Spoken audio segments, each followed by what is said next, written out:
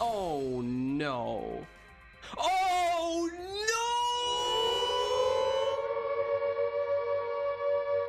no! Another week, another tier list, right? Hello YouTube, we're back with the class that I'm unfortunately very familiar with a lot of the times, whether I want to or not. The good old casters, and boy, do we have quite a bit of them. I think this is the longest list so far, not by a huge margin or anything like that, but there is indeed, if I count correctly, 43 casters in the game as of not February anymore actually, March 4th, 2022. So this is what we're working with here. Now, as usual, a few disclaimers, again, because some people might only watch one of these videos and not all of these, so I'll always do the disclaimers at the start. So, again, I am not an expert. I've just played the game for like over 5 years now. I play both NA, JP, I whale quite a bit, I use a lot of different units, so, you know, I would like to think I at least have a decent amount of experience with this stuff. And as I just mentioned, every servant in the game is right now in.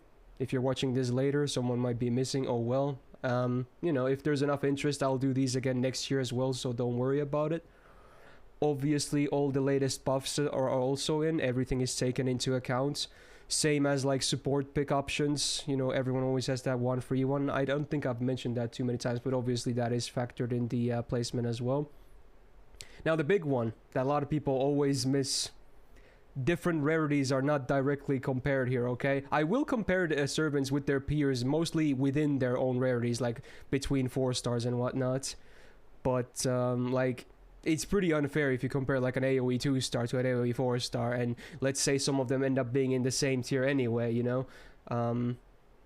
Don't be mad at me, because they're probably not going to be as good as, you know, as the tier might imply anyway. It's just like, I'd rather not do like many tier lists for one class, so that's why it's like this basically. So don't really emphasize too much, put too much emphasis on the different rarities sharing like a tier or anything like that. But obviously sometimes a lower rarity one can be like better than a higher rarity one in what they do in very similar roles, and of course they get a lot of points for that, and I think even this list has some good examples of that once we get to them. So, you know, obviously it can work. MP1 assumed across the board for non-welfare gold servants. For story locks and or limiteds, a bit harder to assume a higher MP level, but yeah, it is what it is. Gotta be a bit more realistic. Obviously this is a gameplay tier list. I might revisit like waifu or husbando lists at some point, maybe. They're pretty fun and also pretty salty, but this is just for... I'm gonna try and be as unbiased and objective as I can here for the sake of gameplay rankings. Placement order, as you can see, is based on rarity first and then release order. So we go from 1 to 5 stars, and within the rarities, also their release dates, if that makes sense. You can see the thing right now, so hopefully that makes sense right now. Let's see. Oh yeah, and if you're watching this later on YouTube, I will include timestamps and everything for your viewing pleasure, so feel free to hop around. I don't blame you. This is going to be a long video regardless, probably again close to 4 hours or so. As always though, shout out to everyone who do watch this full. You guys are the MVPs, especially people on my stream right now catching this live. Shout outs where applied, of course. Thank you, thank you. But yeah, feel free to jump around if, you know, you don't want to watch all of this. And at the end, be sure to check out before you leave an angry comment, just make sure to check the end of the video / stream, just because there might be small adjustments in placements at the end, so someone might get shifted a bit, so, you know. And also, I guess one thing I should note, this I'm getting a haircut tomorrow, so this is the last video for a while. You'll probably see me with this hair. I'm gonna cut it way shorter because I have a bird's nest right now for a haircut. Also, by the time this video comes out, is pretty cool. I think my channel will have broken 60k subs, so I'm very happy with that. So thank you everyone. And I already have a kind of a video planned just to, you know, kind of celebrate, I guess. So look forward to that as well, I suppose. Very cool. Shout out to all you subs. And yeah, I guess with that we are kinda good to go. But yeah, thanks also again for the good reception and all these. It really motivates me to continue doing these. Like every year I think the reception is better and better with my tier list, so thank you. Thank you for all the nice comments and whatnot. Also Copy, thanks for the 22 months. Welcome back to the Gal Gang. Alright, we can start, right? There's only one star caster in the game. But he's a very cool one, in my opinion. A pretty damn cool one. It's Mozart. I might as well still grab my numbers here, even though, you know, it's... For 1 stars, it hardly makes any sense if you're above or average or below or whatever, but he is indeed below average for attack. But honestly, he's a support anyway, so it's actually better that his HP is high. Not that it's high anyway, for because it's 1 star stats, but on average, I suppose. So what is he? He's a support arts caster. Pseudo art support, pseudo crit support. It's an interesting unit. Triple arts deck makes sense. It's we're gonna be seeing this mostly today, believe you me when I say that. It's the standard caster deck. Gains are obviously pretty not great. Day 1 servants tend to not have great gains, and he's certainly no exception, but you know, at least he can do those arch chains. Let's not even talk about the stars because there's no point, or star gen rather. Now the skills are very exciting. It's a 1-turn AoE arts buff for the team, 5-turn cooldown. But it's pretty good at 44%. In fact, that's a higher number that some people have their arts mana bursts on, and this is AoE, so not bad. Obviously the downtime is there, but you know, makes for a cute turn, I suppose. Second skill, he used to also have one of the worst skills in the entire game in this. You're gonna see another example of this today, actually, which was also buffed, so he too has received a buff now, which is very cool. It's only still a 1-turn MP damage down here, but they did change it so it doesn't have to be a servant anymore, which is good. So you can do it on any enemy now and reduce their damage. But that's still pretty minor at 18% most. But the other stuff is actually very cool. So now he also comes with arts resistance down for the target for 3 turns, 20%. Not bad, actually, especially for 1 star. That's nuts. And a crit chance down 20% for 3 turns. All of this on a 5-turn cooldown. Well, look at that. Now we actually have a nice skill. To go from arguably one of the worst skills in the game to an actually a good skill. Well done. I guess at that point I should say well done DW, because this was definitely before lasagna was a thing. But yeah, good skill actually. And then the third skill, which is pretty famous. Up to a max crits, or guaranteed crits. 50 stars max rank. 6-turn cooldown though, but still, you're basically guaranteed crits for that 1 turn, unless you drain your own stars after you get them, but yeah. Honestly, I'm not gonna lie, his kit is kind of really good for a 1 star. Like, he's obviously mostly known for the skills. Like, he's a very flexible, like, support coming in from the back line, or, you know, you use him and then you swap him off, or, you know. He's always been, like, very interesting, even before they buffed this, just for these 2 skills. Anyway, you know, I guess this helps with his own gains, but it's not like you ever, like, need his gains too much anyway. His MP is pretty weak, as you're about to see. MP never been buffed before, and you have an 80% chance to reduce the enemy's attack. AoE, 20%, same for defense, and then curse for 500. All of these is bad. It's a bad MP, let's be real. I don't know, these should be guaranteed to begin with, and even then it would still be kind of weak in my opinion. But hey, you know, it's probably better for him to still have a support MP because of the way his skills are than a damaging MP anyway. But yeah, definitely one of the weakest support MPs in the game. But yeah, he's all about the skills, let's be real. I really like Mozart. He's always been an interesting choice you can kind of slot in a lot of teams. Not really for farming that much. You can do it to an extent, but mostly for like challenge quest setups and whatnot. I think at least an A is very, very, you know, fair. Pretty sure I placed him on A last year as well, and I'm not even sure if he had the skill buff to the second skill at the time. So honestly, you could maybe even argue an A+, but I think I'll still keep him in A, honestly. At least for now. There's going to be a lot of comparison later to other supports and whatnot, but yeah, Mozart just works. Like, one thing that's really great about him, which is also, I'm going to mention that on the next one as well, his party cost is ridiculously low, right? So you can easily put him in so many parties if you want to run like full SSRs. You could, yeah, Mozart barely costs anything. He's a 1-star cost, so it's actually really good. Now, dude, we're keeping up with some good old stuff here.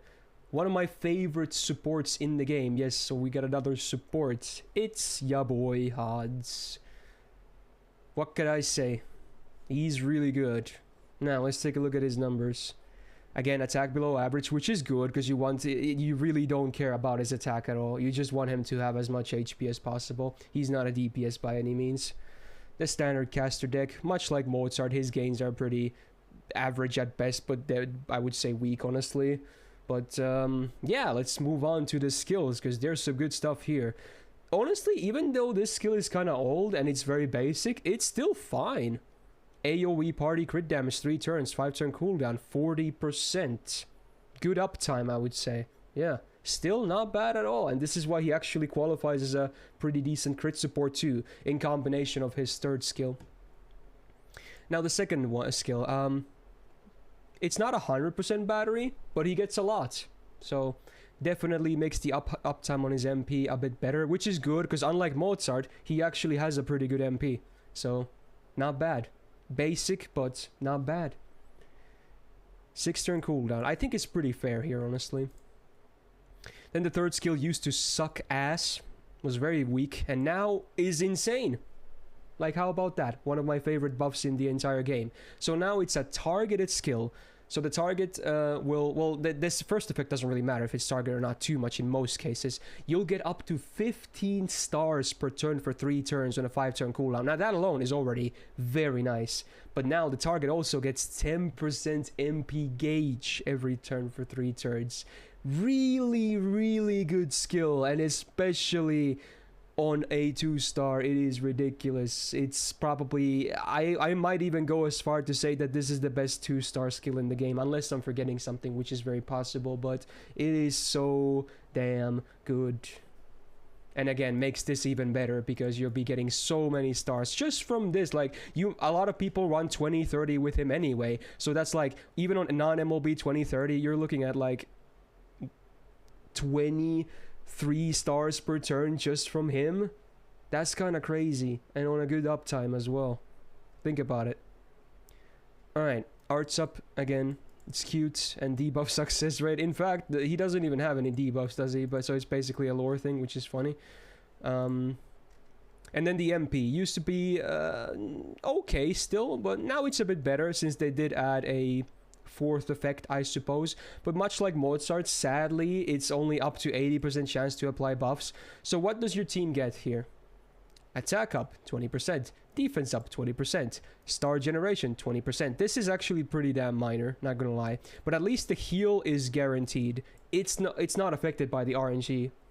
A lot of people don't even know that, I suppose. But yeah, the heal happens every time. And it actually scales pretty okay with OC as well, considering their 3-turn effects across the board. So it's a good MP. Like, you're gonna get most of those buffs anyway. Hardly ever do you get a perfect Hans MP. I forgot what the math was behind it. It was like 7% or something to land everything. I think. I could be wrong here, but yeah. Even then, it's actually a great MP, regardless. And it has a pretty decent uptime as well with him having a battery too. And you're probably gonna be running a second support with him anyway. He's one of those that I tend to slot in my challenge quest parties most of the time. Like on the backline, he's so cheap to just put in. A cost of 4 is ridiculously low. It's like nothing. So easy. I will still place him in EX. I have to. He's amazing. For a 2-star, he is top tier broken, okay? Especially with the 3rd skill buff. It's the final nail in the coffin. He's nuts. Hans. And also one of my favorite supports to use. Just all around great. Now we're going to take a small step down from all this hype, I suppose. Because I feel like a lot of people... I feel like my opinion of Shakespeare is not as high as a lot of other people. I feel like his value has diminished a bit over time. But let's see what he has anyway. So he's like half support, half AoE DPS with a Buster AoE MP. So for him, the attack actually kind of matters a bit, I suppose. It's on the lower side, but you know, you will be seeing that from most casters today anyway, since they don't really scale too well with the attack buff. But it's alright, I suppose. Again, with the standard deck, is more or less, they tend to share like very similar numbers here. So again, nothing crazy, just very average at best. Stargen also, let's not even mention it here. Now the first skill, this is what he was honestly mostly kind of used for, I think. But it's kind of out there at this point. So it's the same as Mozart's skill, but for Buster, and it doesn't even have as big of a number, which is awkward because Buster doesn't even like give you gains or anything like that. Kind of weird. So this used to be alright. Now I think it's just not as great as it used to be. It's pretty weak, but you know, supporting, I guess. Second skill, self-invo 1 turn with the 6-turn cooldown. So you know, it's the standard. And the secondary effect is self-heal up to 1.5k. It's okay. Very, very standard, but definitely nothing crazy. And then the third skill, targeted 20% battery flat. I wish it scaled to 30% or something. And then star generation for 1 turn. Up to 100%. I'm gonna sneeze. Fuck. Probably won't be the only sneeze today. Hopefully that wasn't loud. Nice chunk of star gen though, but all of this on a 6-turn cooldown? That's pretty long, man. That is long. Don't think that's worth 6 turns. This should be 5. So yeah, I feel like time has not done Shakespeare that many good favors, honestly. Unlike Hans, for instance. This one also helps, I suppose. And then the MP, it used to be like the wettest of noodles. I mean, it still kind of sucks. It has no other normal effects besides damage, and the stun chance is ridiculously low, even buffed values at 40%, so what could I say? It does okay damage, but it's still a very weak MP in my opinion. So, yeah. Shakes.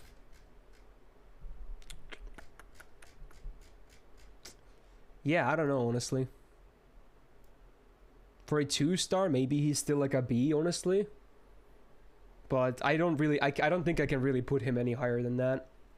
He could use another buff in my opinion. His kit is just so outdated at this point. Could definitely use more love. I almost just want to put... maybe I'm going to be a bit savage and put him in average tier. So C+, yeah. Honestly, yeah. Sorry, Shakes. I wish you could get buffed at least. Now, the last 2-star, but definitely one of the, you know, most interesting and important entries in this entire tier list. Chen Gong. AoE, arts, DPS, farmer, utility, man. He does a lot of things, let's be real. He does a lot of things, okay? Stat-wise, his attack is atrocious. Actually, no, it's actually good. I was looking at the wrong thing. Yeah, it's actually pretty good for a 2-star. Not that he really needs it because his MP hits hard anyway, but yeah, sure. It's fine. It's good. His deck, again, at least because he's not a day 1 servant, it's not just one-hitters across the board. So, you know, while his gains from experience are not that good, they're not terrible, but, you know, definitely not amazing. In fact, it's actually kind of unfortunate that he has 4-hit art scars because they had to nerf this number, which in turn helps his, or hurts his MP's refund, but it's not really a problem most of the time anyway. You'll see why soon, and most people probably already know why. Now the skills, he actually has a very interesting skill set too, especially for a 2-star. Alright, so it's a targeted taunt for 1 turn. And an AoE crit chance down by up to 30% for 3 turns on a 5-turn cooldown. Honestly, not a terrible skill. A lot of the times you don't use this the way it's intended to, like, you know, actually using him like DPSing against bosses, maybe like a sub DPS. A lot of the times you'll be using this to, you know, you want someone to die so you can rotate your units even more. So, but yeah, not bad. Second skill, he actually has the same skill as Rhinus and Waver does. I believe this is the lowest rank of the 3 though, but still, it's a good skill, man. It's a good skill. It's one of my favorite defensive skills in the game. So a flat 10% battery for the party, a very decent chunk of defense up, and, you know, a pretty minor damage cut, but yeah. Not bad at all. Still a great skill to this day. Very nice. Then the third skill. Very cool, actually. So, no matter what, it's a targeted mana burst for 50% buster up for 1 turn. So it's definitely just a better mana burst, even as is, because it's the same 5-turn cooldown, 50%, but it's targeted, so it's already better. But if you happen to target a Berserker, they also get crit damage, 100% for 1 turn, and I guess max HP. This definitely should have been absorbed, in my opinion, because this won't really help too much if they can't get the stars to begin with, but I digress. Yeah, cute bonus, I guess. Yeah, I guess it's meant to be lore-wise a Lubu support, so fair enough. I would say for a 2-star, again, another great kit. Is good. But a lot of the times in his most frequent uses, you hardly need his kit anyway. But yeah, not bad if you do need it. This is nice, especially for his MP damage, I guess. You know, this can help because, you know, he has a debuff at least. And then the MP. The MP. It's pretty infamous, right? Yeah. So it does a lot of damage, because it's one of these sacrifice MPs like Arash. So, very high modifiers because of the sacrifice. And, you know, it works the same way as Arash. So if the enemy survives the initial hits, it's going to add additional hits for more damage, basically. A lot of people don't even know how it works, actually. But yeah, you're going to get... it's so it's explained right here, right? And there's even a... Like, I'm not going to read all this to you, but yeah, you can get up to 8 hits from his MP depending on how long the enemy lives, I guess. So it's between 4 and 8 hits. And sacrifice... Unlike Arash, he doesn't yeet himself. He yeets the first ally after him. So if he's in the middle, he's going to yeet the left. If he's in the left, he's going to yeet the next one on his right. Be it the middle one. Unless middle one is dead, then the right one. So, yeah... So first of all, he can actually do some looping as an arts AoE DPS already. His refund is not crazy good, but it's not crazy terrible either. But it's even easier, obviously, when, you know, he's gonna yeet someone. So chances are, boom, next support comes in, just more gauge, more damage, more everything, right? So, yeah. Also, no, he cannot actually kill himself, sign. Maybe, I guess should note that. But yeah, he cannot use his MP if he's the only one alive. Man, this guy. So there's so many ways to use him, even for farming alone. Like, you can do some looping, and then you can do some not looping, like just, you know, shuffle supports like crazy. In fact, funnily enough, or ironically, he's actually better in the hands of a whale account, because, you know, you have more access to more supports to come in and help him a lot. But even then, he's like pretty easy to make work. Like, even on like a free-to-play account, he's just so solid. And then you can use him for some challenge quest setups too, with the taunt and the yeet, and just so flex. So many uses. Like, if you thought Habitron had a lot, I think he might even have more uses. I mean, it's a pretty easy EX in my opinion. I'm not gonna like go anything on beyond or anything, but it's an easy EX for sure though. The Gong, so useful even on like bigger accounts. Now we get to the 3 stars, and if I remember correctly, does Caster have like the most 3 stars of all classes in the game? Might be the case. Maybe Assassin. One of those two, I think. Anyway, we're gonna start with the day 1 character. Medea. Man, time has not been gentle for Medea. I'm not saying she's an old hag. I'm talking about gameplay here, okay? I'm quite fond of her. So what do we got? I guess I'm gonna call her a single target DPS, but honestly, like... her damage, you'll see what I mean, but yeah, still a DPS, I guess, but with a good amount of utility. If anything, she's more utility than DPS. So the stats, her attack is actually good for a 3-star, and especially worth noting because casters tend to have lower attacks than most other classes, so it's actually really good for a caster of 3 stars. Again, we go back to these numbers with the same one-hitter arts, triple arts deck with the, yeah, it's all the same. So the gains are not great. They're just eh. Star gain also sucks, obviously. Now, unlike Hans, she has a big battery. In fact, even the lowest rank is higher than Hans's lowest rank, but it comes with a 1-turn higher cooldown, which I think actually hurts her, because in what scenario do you really need 150% MP gauge? You really don't. You can get more use out of her OC, because it's not terrible sometimes because of this number, but I still would prefer a lower cooldown in a lot of cases. But at least this, because her damage is kind of gimped, this at least enables her to use Black Grail, I suppose. Which is like the only case I can even consider her a legit DPS, to be honest. Second skill sucks. It just sucks. It's a self-heal 2.5k 4-turn cooldown. Terrible. This day and age, terrible. Should not exist in this form anymore. That sucks. Third skill is cool. It's actually really cool. So it's a targeted skill for one ally. Removes all their debuffs and gives them MP gain up to 50% for 1 turn. Still shouldn't be 6 turns cooldown in my opinion. That's also way too harsh. But this can have some cool uses. In fact, I think there's even some setups in farming that actually utilize this. Pretty sure. It's pretty damn rare, but yeah, it's a cool utility skill to have. So at least this is not terrible. Still 6 turn cooldown is too much, but it's not as bad as this one. So overall, like compared to some of the previous ones, man does her kit scream day 1. It is not great overall. It's just okay. Center Christian A, mostly for damage, not so much for gains. This one doesn't really matter. She doesn't have debuffs anyway, right?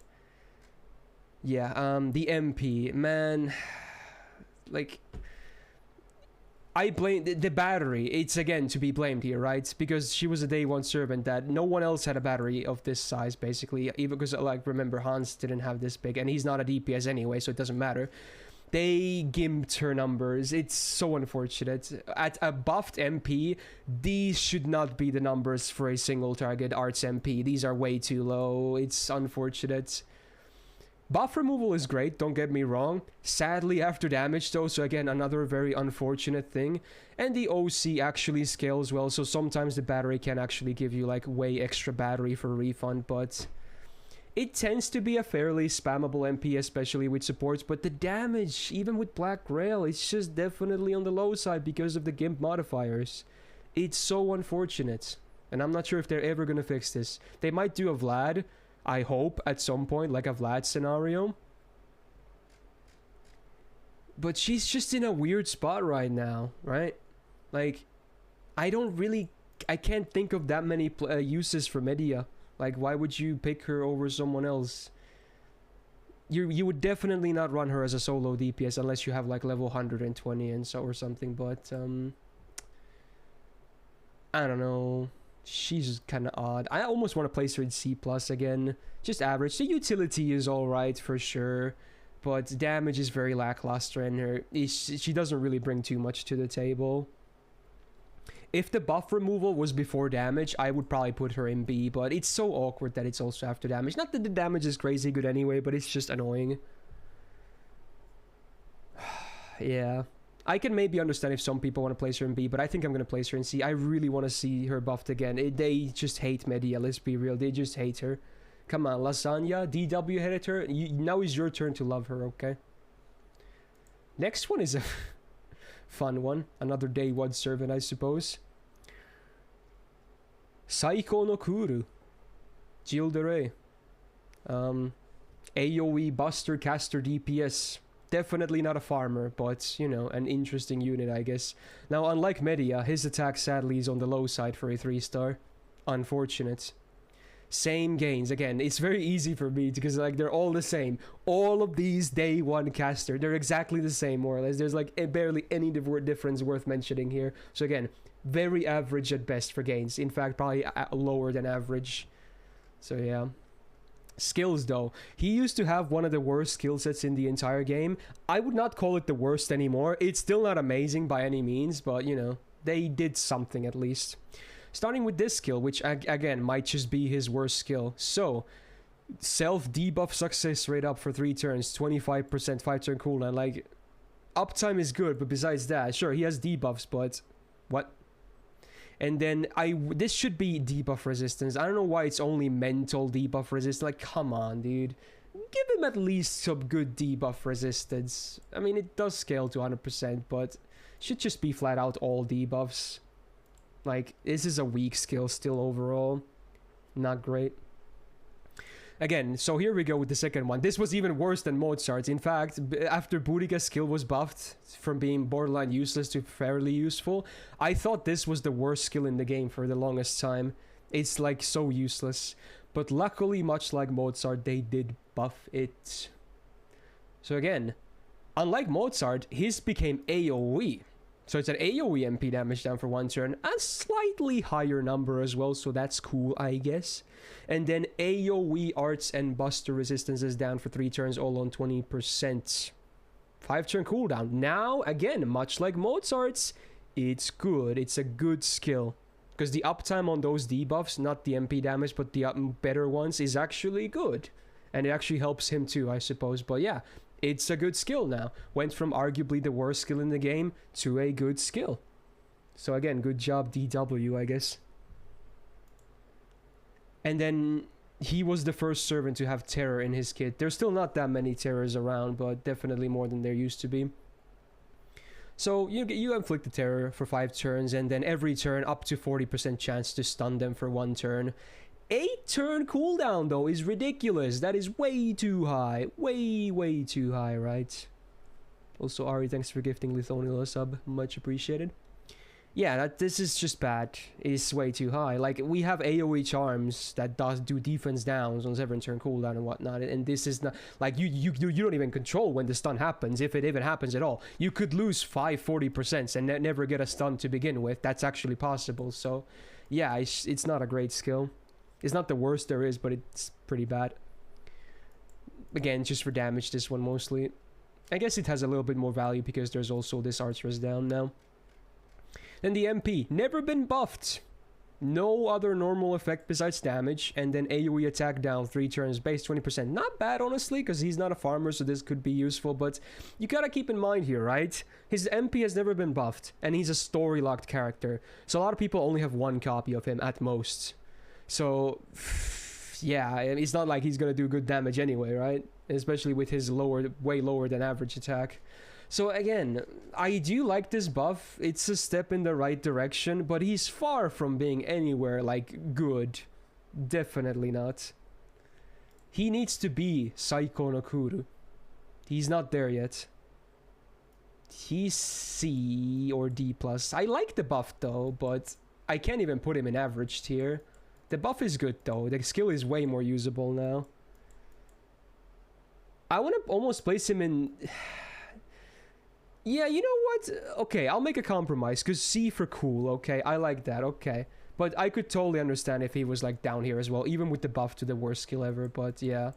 C for cool. But he's not still that good. He's definitely not amazing. Right, another interesting one. Also day 1, right? Yes, okay. Mephisto. Also AoE Buster DPS. Again, I would not call him a farmer, definitely a DPS. Attack is slightly higher than Jill just now, but not great either. At least he has 2-hitter arts, I guess. But his game's obviously still not amazing.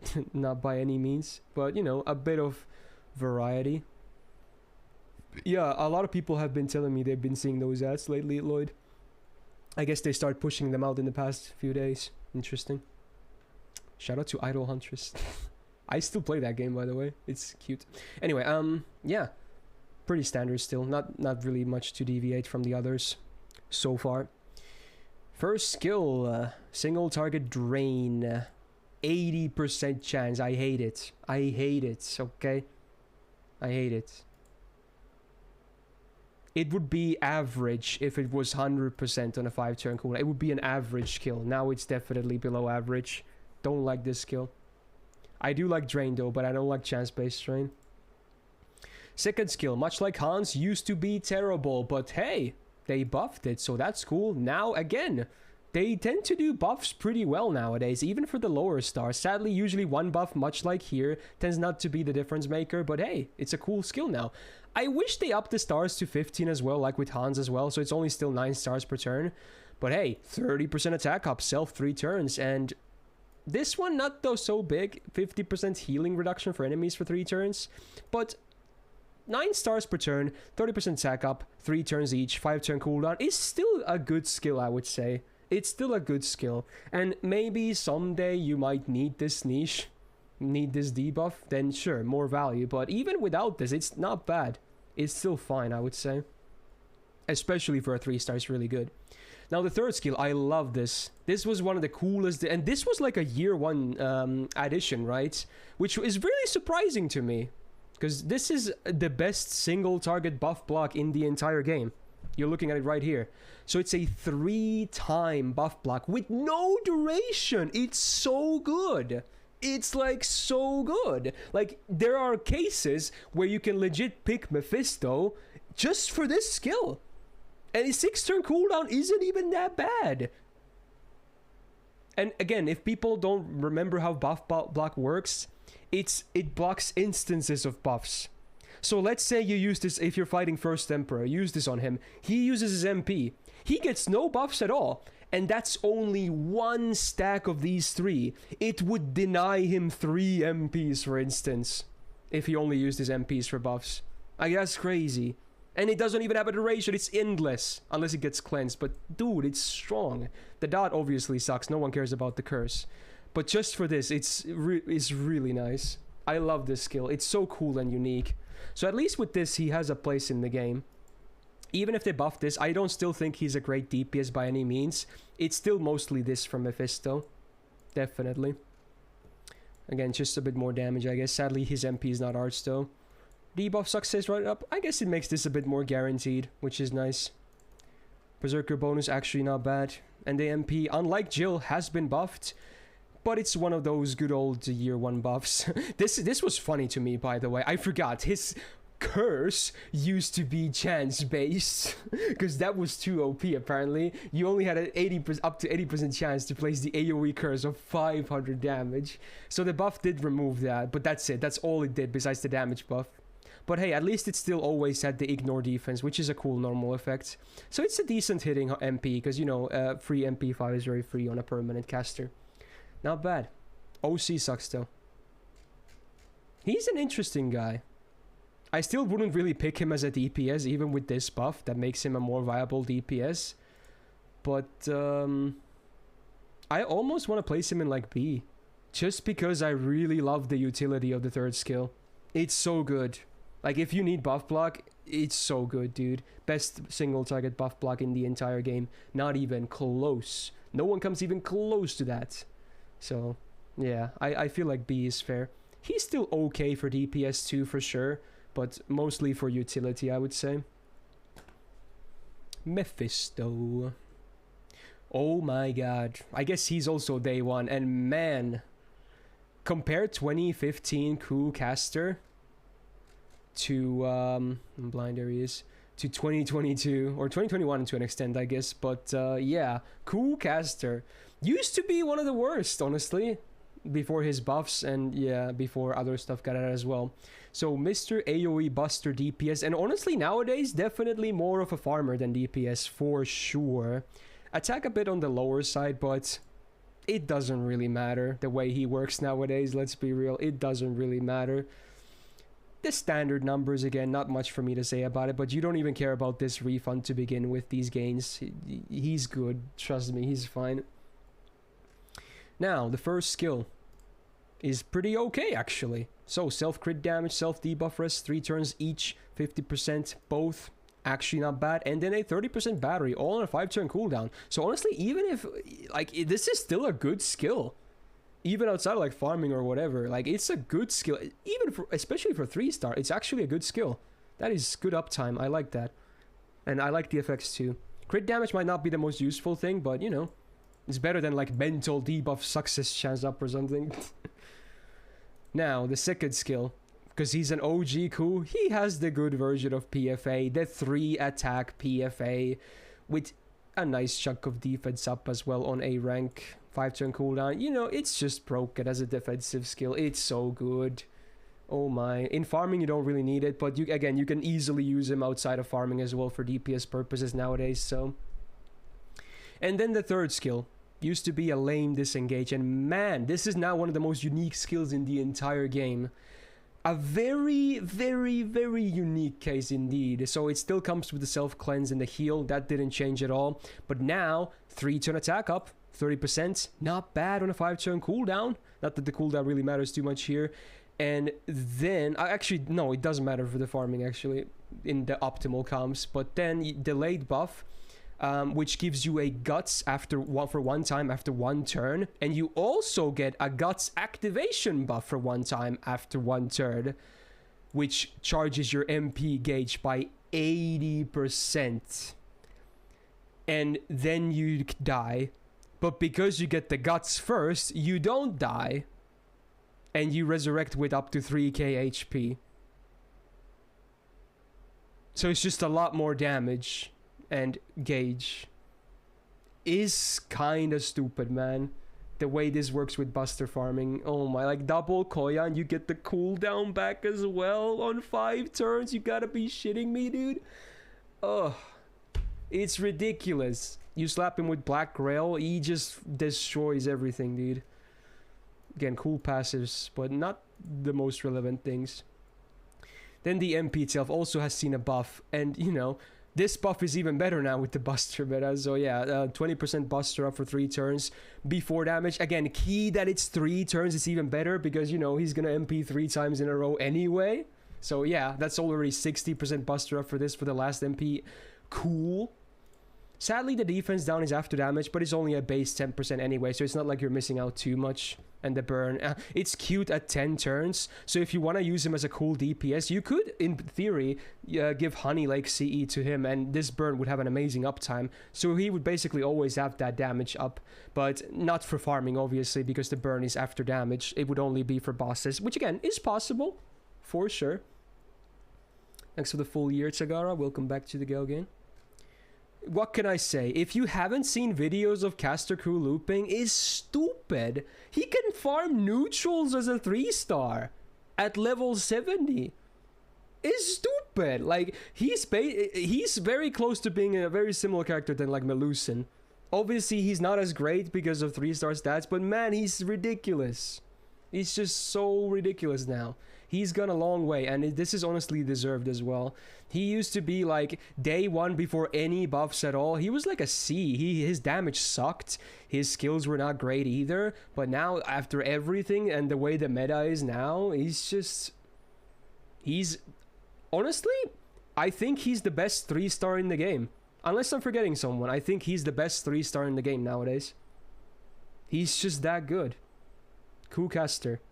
Again, just look up videos about Buster farming if you haven't seen him. Is ridiculous. Okay, that was a cool one. Another cool one, actually. Still somewhat relevant, I would say.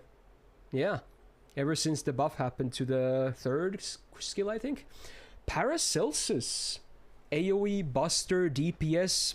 Maybe a bit of farmer, but honestly, mostly supports. I think that's the way most people use him, and it makes sense. Attack, again, on the lower side, but, you know, if you're going to use him as a support, it doesn't really matter too much anyway. But his damage is still not bad, honestly, either. But it's not, like, crazy good or anything. Gains, again, pretty lame. not great, pretty lame. So still nothing crazy there. But the skills, ooh, the skills, okay. He has a big battery for himself, not a full one. Not a full gauge, but because it is 80%, and nowadays you could combo this with an append, so, you know, that's already 100%, which is cool. I like that. Again, he has more potential for farming as well as time goes on, if you so choose to use him as. Second skill is really nice. It's not the best AoE arts ever, not by any means, but in combo with the 3rd skill, it just adds up, so 3 turns of 20% arts up for the party. Cooldown is way too long though, but for farming it doesn't really matter. But for non-farming use, this cooldown is way too high for this. Way too high. It should be like 6 or 5 turns. So yeah, then the 3rd skill used to be a targeted guts, which was pretty lame. Oh baby. This buff is so good. 3 turns of MP generation, 50%. That's a lot, man, on targeted. It's still like top of the line for targeted stuff like this. It's so good. So good. So that's why he actually can be a looping support for arts. In many cases. I mean, he's not Castoria levels. Let's, you know, not kid ourselves. But he can be on many comps. For sure, and in fact, he actually pairs well with Castoria too. Like, you can pick, if you don't have a Castoria yourself, you can just pick a free one from supports and just, you know, supplement the second one with him. That's fine too in a lot of cases. And again, he's not a bad farmer himself either. This is actually good for damage. And then, you know, debuff success rate up doesn't really matter too much. Then the MP luckily has been buffed, which helps with the damage. Otherwise, it wouldn't do that much damage, but it does help. But since it's a year 1 buff, it's only damage, which is very lame. The MP itself is still kind of bad, honestly. Just damage on normal effect and a very weak attack down for 10% 3 turns after damage. Weak MP, but you know, it can still do a lot of farming for sure. Where we find all your tier lists? On my YouTube. They should all be up there. Yeah, he's very nice. Honestly, A+. A+ for the Paracelsus, in my opinion. Still very relevant and very easily usable. I don't think I can place him in EX. I don't think I can. But again, very flexible and can be used in both farming and supporting. So he's good at both, but not like the best in either. Isn't he the one with the scuffed MP metrics? Is he actually? I forgot. You're actually right. Yeah, true. Pretty sure you're right. True. But his MP is still not bad. Yeah, it's a Buster multiplier instead of arts. True. Something worth mentioning, I guess. But again, most people pick him as a support anyway. But some, like, not 90 plus nodes, he can, but otherwise he can work as a farmer too. Right, the next one I actually kind of like. Babbage. AoE Buster DPS. I would not call Babbage a farmer in this case, but you know, a DPS. Attack is sadly very low. Very low. It's below 6k as a 3-star. That's annoying. Has a double Buster, double Arts deck, so the first one to deviate from the usual caster deck, unless I already forgot someone. I actually kind of like that he has double Buster because he has crit potential in his kit too. He's one of the rare casters that actually kind of is like a crit caster when you think about it. But his gains are still obviously not great. But you know, I kind of like this for easier crit potential or better crit potential for damage. Now, speaking of which, MP gain up, self 3 turns 30% and 1 turn star absorb. It's a lot, it's 4 digits, but sadly only 1 turn. It's an average skill, but it got more value when they did buff the third skill, which you'll see in a second here. But yeah, still I would say an average skill. Pretty high cooldown, sadly. This is a great skill, honestly. So it's already a 1 turn invul and a 5 turn cooldown, which is better than the standard one. But it's also a 40% attack up for self for 3 turns, so that's also way higher than average. Usually it's like 30% for the better 3 turn self buffs, so yeah. It's actually a great skill. The only downside is it might be slightly awkward to use it because it is comboed with the invul. But yeah, good skill, man. Good skill. Then the third skill used to be like absolute garbage. Now less so. They did up the MP damage to 3 turns. It's not the most relevant thing. Hardly ever you MP with him more than once every 3 turns anyway, but it can be better. And they did up, I guess the number is the same, but yeah, it can have some more value. But 100% crit damage for 1 turn and a 30-star bomb.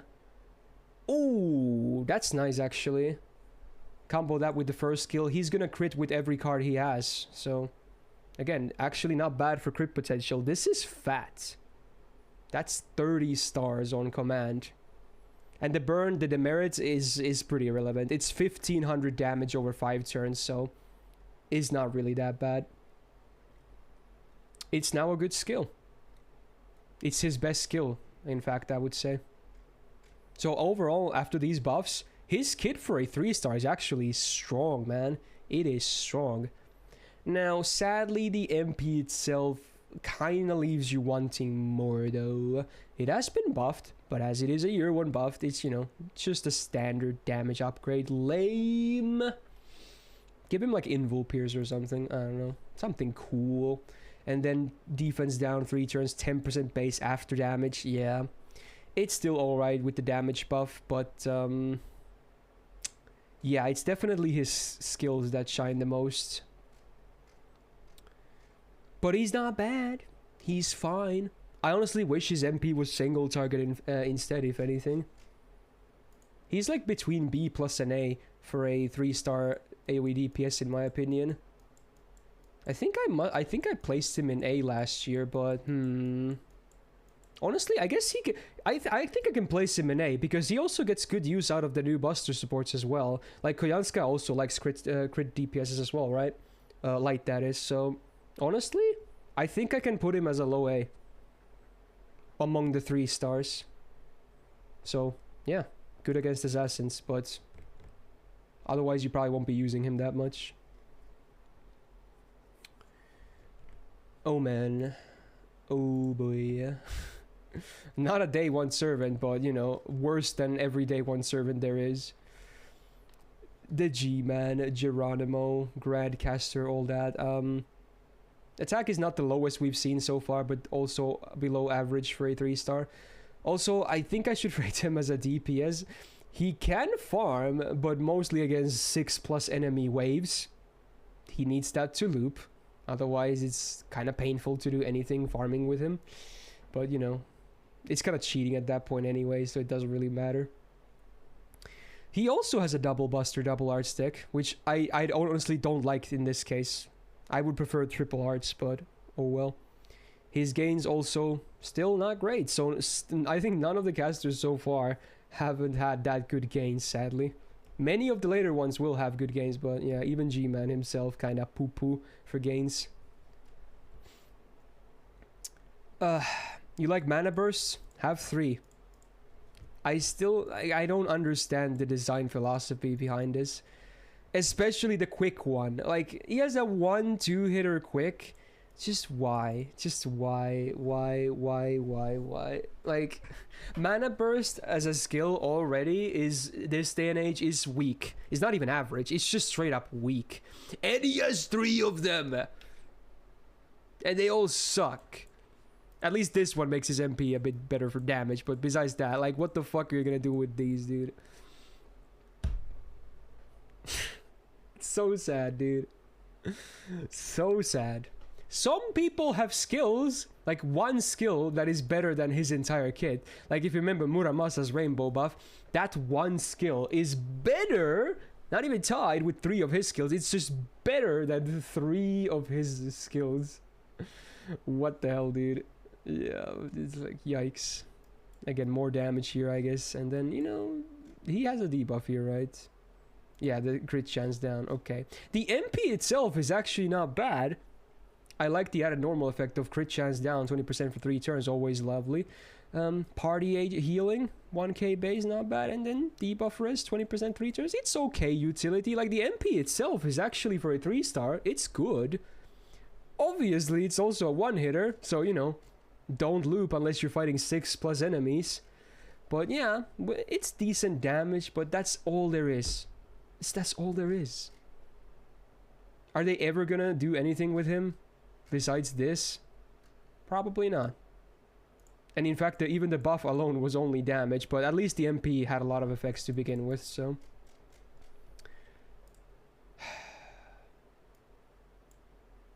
He's not E, I would say, but he's D. No higher or anything like that. As much as the memes are funny and all that, but I don't know. It's a tough one, man.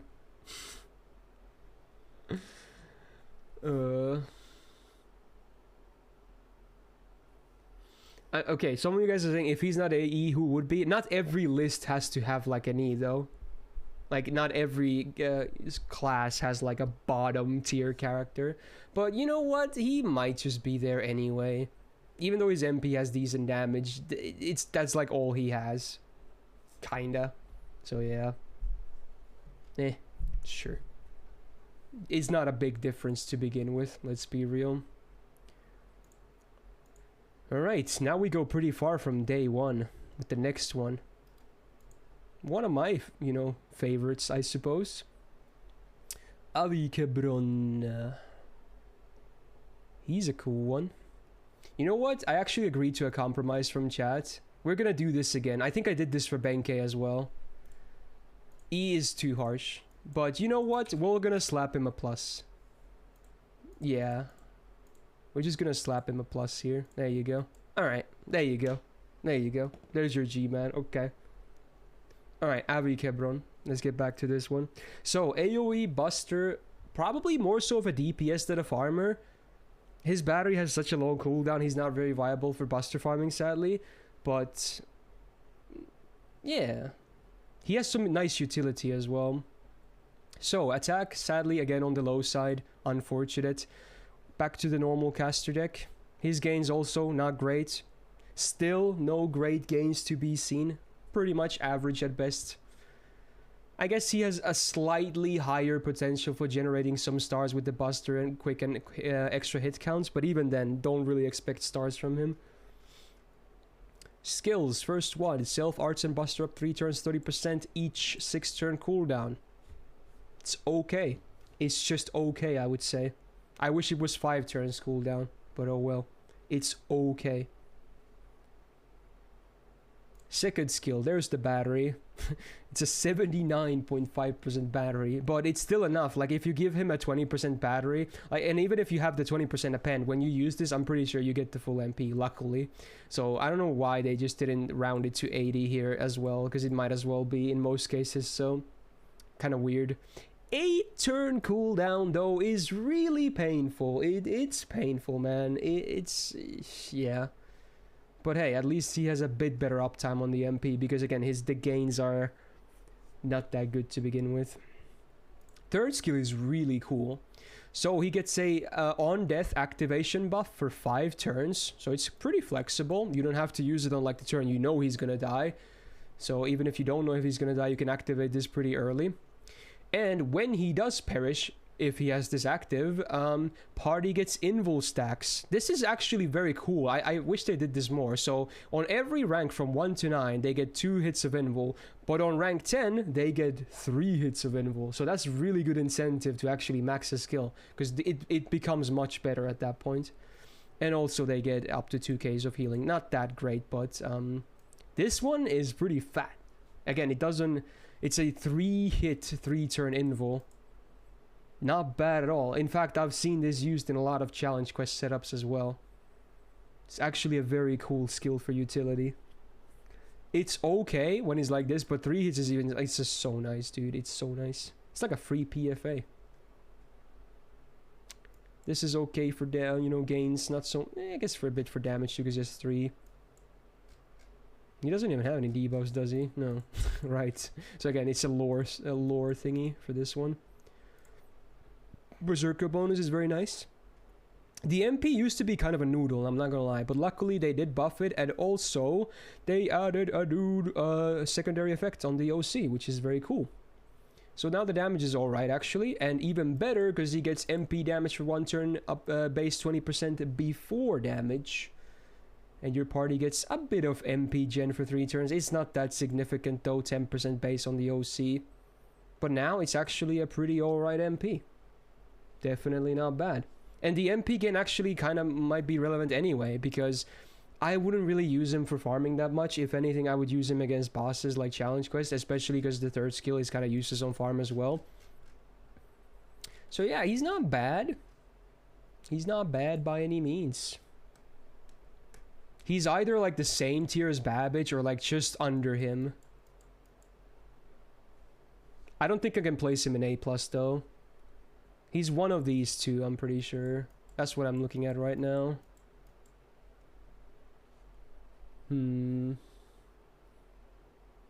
I feel like while Babbage might have better, slightly better damage potential, I like the utility that he brings. So I feel like they kind of balance each other out, you know? So, yeah. He's fine. He's alright. Wow, the last 3-star already. But a very cool one again. The casters have a lot of cool servants. We go back to another support. Asclepius. I guess healing support, but also a bit of help with looping, but not really loop support. But, you know, he has a lot of stuff for this kid. So, attack, low side, but that's good because you want the HP to be high anyway. 10k is actually pretty solid for a 3-star. Gains, again, not great, but maybe slightly, ever so slightly better than most of the ones we've seen so far. But, yeah, don't expect miracles. Still pretty okay, I would say. Skills. Targeted heal up to 5k. Pretty solid. And debuff rest 3 turns. 50%. 5 turn cooldown. It's alright. It's definitely alright. Not a bad skill. Especially among 3 stars. 100% or up to 100% MP seal for 1 enemy. And party MP generation 30% 3 turns. All of this on a 6 turn cooldown. Not bad. I like MP seal. And AoE MP gain is also good civ. So also pretty okay. And then the third skill, AoE battery 20%. And also AoE cleanse. 7 turn cooldown. They are good effects, but yeah, yeah. That's a lot of utility, man. Yeah, it's a 3-star having a 20% AoE battery. That's kind of crazy, right? Yeah. This is nice to help him get his MP more often. This doesn't really matter again. Because, you know, I mean, I guess it could, because even though this is 100% base, it doesn't factor in debuff resistance, so this can make it even easier to land, I suppose. This doesn't really matter because he's not a DPS to begin with. And the MP. So, sadly, he doesn't get a Guts himself, but his other allies get a Guts for 1 time, 3 turns that revives up to 3k HP, scaling with the MP level. And party debuff immune. This one actually includes himself, which is cool. 1 time, 3 turns, and then healing every turn. 1k base on OC for 3 turns. I'm not gonna lie, it's an average MP in my opinion. But it's not terrible. And in fact, I prefer him having a support MP anyway than a damage one, so... yeah, if you don't like debuffs, he's actually very solid. He's one of the best cleansers, and also pretty decent at healing as well. And also gets your team rolling a bit better with the battery and the MP gains, so... he's not the easiest to be picked. Like, if you don't need to worry about debuffs, I probably wouldn't really pick him. But... yeah. He's not bad. I don't think I can place him in EX, though. I don't think. But, you know, for a 3-star support, he has a lot of uses, for sure. Yeah. Debuffs beware, because he be healing everyone. He's solid. Right, so the rest is all the way now gold until the end. Okay. Starting with not a day 1. In fact, I just realized there's no 4-star day 1 casters, huh? Funny. Definitely year 1 though. Liz Welfare Caster. Liz Halloween. Alright, let's get the numbers up. So, for 4-star, attack is low. Not terrible, but low. AoE Buster is the MP, having the standard caster deck still. Gains also the same as pretty much all the day 1 ones we saw already, so average at best. Not great. Skills. At least this one goes up over 10 stars per turn, which is not bad. And then a self 1-time heal for 2k, up to 2k. It's okay. It's not crazy, but honestly, for a non-buffed first actual welfare skill, is actually fine. It's not bad. Her version of Mana Burst comes with a 10-turn burn. Again, if you want to use Honey Lake, there's another candidate, I guess. Yeah, sure. Sadly, it's not a 50% buster up, but it's not that much behind. Still an average at best skill. I guess it does become a bit more better if you do want to run Honey Lake as the CE, but yeah. Her guts used to be not bad. It was a standard guts with just 8 stars as a bonus, but now it's definitely a bit better. The burn amplifier is pretty irrelevant if you ask me. It just doesn't really do much at all. But hey, 30% battery, so that's kind of cool. She's not really a crazy good farmer right now, even with this, but you kind of could do that. I still feel like her better use is a DPS than a farmer. But hey, it's actually a pretty okay skill now, I would say. Yeah. How about that?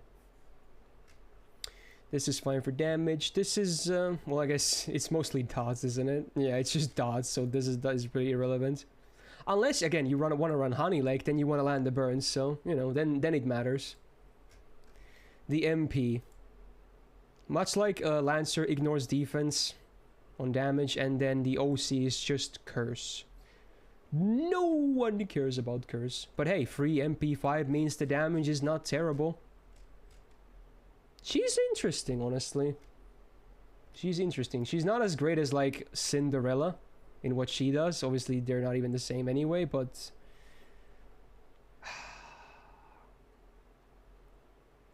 it's probably, again, between these two, if anything, nowadays. I'm not sure if I can do A, though. I'm not sure, dude. I'm not sure. She's fine, though. She's fine. But I feel like I would kind of feel bad if I put her in A. But not bad nowadays. With the Buster meta being better as well, it helps her too, obviously. But, yeah. Yeah. I feel like I'm okay with this placement for Caster Liz. Some people might say lower, some people might say higher. I'm thinking B+. Right, another support. Medea Lily. Also very similar to Asclepius in that a lot of heals and cleanses, huh? Attack again, low side, but it's good because you like the 13k HP, right, on a support, so... not bad. Gains again. Her hit counts are fine, but they definitely nerfed the number as well for the MP gain, so they're okay, but still not great, I would say. Still have yet to see the first caster here that actually has really nice gains. There will be some, for sure. But yeah, not too bad. I guess a lot of them still are boosted by the fact that they have triple arts, so it's way easier to participate in arts change, so that's cool. Yeah. Skills. So much like her adult form, she also has this. Now I forgot, is the cooldown the same or not? I actually have to check. Was this higher? No, it is. It's exactly the same skill, right? Makes sense, okay. Yeah. Again, better uptime for the MP, I suppose. Which, because you kind of want the MP to be up on command, because, you know, you want it for the heals and cleanses. It's not one of those MPs you just use whenever it's up. You definitely need an opportune moment to use it. Now, again, one of the stupidest buffs I've ever seen. Shout out to Martha from last week as well, with a very similar buff. So the only thing they did for this, they just added the heal, like they made the heal bigger. I don't get it. Everything else, cooldown is the same. Poison cleanse, like what? It's definitely a lore thing, but yeah, they just made the heal go from 2k to 3k. Wow, what a buff. This would never happen in today's day and age, but oh well. It's still an okay skill, coupled with the, especially if you have the third effect active, but I would say still pretty damn weak. So yeah, here we go, the third skill. So one ally gets up to 100% increased healing for one turn, and also, I like the added buff though, it's really cool. They get buff removal resistance for 3 turns, which obviously scales up to 100%, so half the time, so you can protect someone's buffs really well. So actually, this is a good skill. It used to be bad, very bad. In fact, it used to be 8. It was that bad. Okay, thank God they brought the cooldown to 6 as well. It used to be 8 turns. You're so high. You're so high. 8 turn cooldown, single target, 1 turn healing received up. What? This used to be like one of the worst skills in the game. Now, actually, pretty good. Holy crap, I forgot how bad it used to be. So overall, her kit is not bad, but I still prefer Asclepius's kit. Now, more gains, I guess. This really, again, does nothing. It's just there for lore reasons. And then the MP has been buffed. So, comes with a full cleanse every time you use it. That's cool. And honestly, even at MP1, the healing is not bad. It's 4k. You gotta keep in mind, she is story locked, so a lot of people who have her probably have her at like MP1 or 2 or something like that. And then debuff resistance for the party. 3 turns, 40% base. Not terrible, but again, I still think I might even like Asclepius' MP more as well. So I feel like she has better stats for sure as a 4-star. but I think Asclepius might just be better. The only thing she really has going for her is this, because you have this nice utility of being able to protect someone's buffs really well. This is actually a great effect sometimes. But besides that, I feel like you would probably just pick Asclepius every time over Medea Lily, even as a 3-star. But I do like the buff to the third skill. I almost just want to put like a B+, like a full tier down of Asclepius, but still very workable, even though healing is not the best defensive mechanic in the game to begin with. But I really like that targeted buff protection for 3 turns. It's actually very solid. So it's like similar that Santa Nightingale had, right? So yeah, very nice utility to have. But certainly I do prefer Asclepius in most cases. Alright, now we get a DPS. Nursery Rhyme. One of the more tragic cases in this list, I would say. AoE Arts DPS. Honestly, I'm not sure if I can call her a farmer, sadly. I wish I could, but I think she's used more as a DPS than a farmer. Attack also a bit on the lower side. It is what it is. The standard caster deck. Her gains are actually a bit better, I would say, than most of the stuff we've seen before. Not amazing, but definitely we're getting to some of the better numbers now, at least. So they're okay, especially when she crits, and she has an easier time of critting as well because of one of the skills, so yeah, I guess not that bad in that regard. So that was the first skill. Self-mod. The good old. It's actually still to this day a pretty decent crit skill in my opinion, because the uptime is that nice. 50% crit damage, 600% absorb, 3 turn each, 5 turn cooldown. Not bad. Still a pretty great crit skill in my opinion. Second skill. So, for 1 turn you get 30% defense. For 3 turn you get 30% defense. For the turn you activate it on, you have 60% increased defense, which can actually make a difference quite a bit. And even then, this is actually not bad. And debuff res, 40%, 3 turns, 5 turn cooldown. It's actually a pretty solid defensive skill. Nothing like gods or anything, but definitely on the better side of defensive skills in my opinion. And then the third skill, 40% battery. That is a weird number, man. And then heal self for 2k and cleanse self. 6 turn cooldown I feel like is somewhat fair. But man, could they have not made this like 50%? It's sometimes a bit awkward, the number. Yeah. Like overall, her kit is not terrible by any means. It's actually fine. I feel like it's fine. Beyond, thanks for the 2 months, man. Welcome back to the Go Gang. This is actually nice as well. Rank A, 10% permanent arts. Actually not bad. The MP also has been buffed, but again, it's one of these things that they only buff the damage.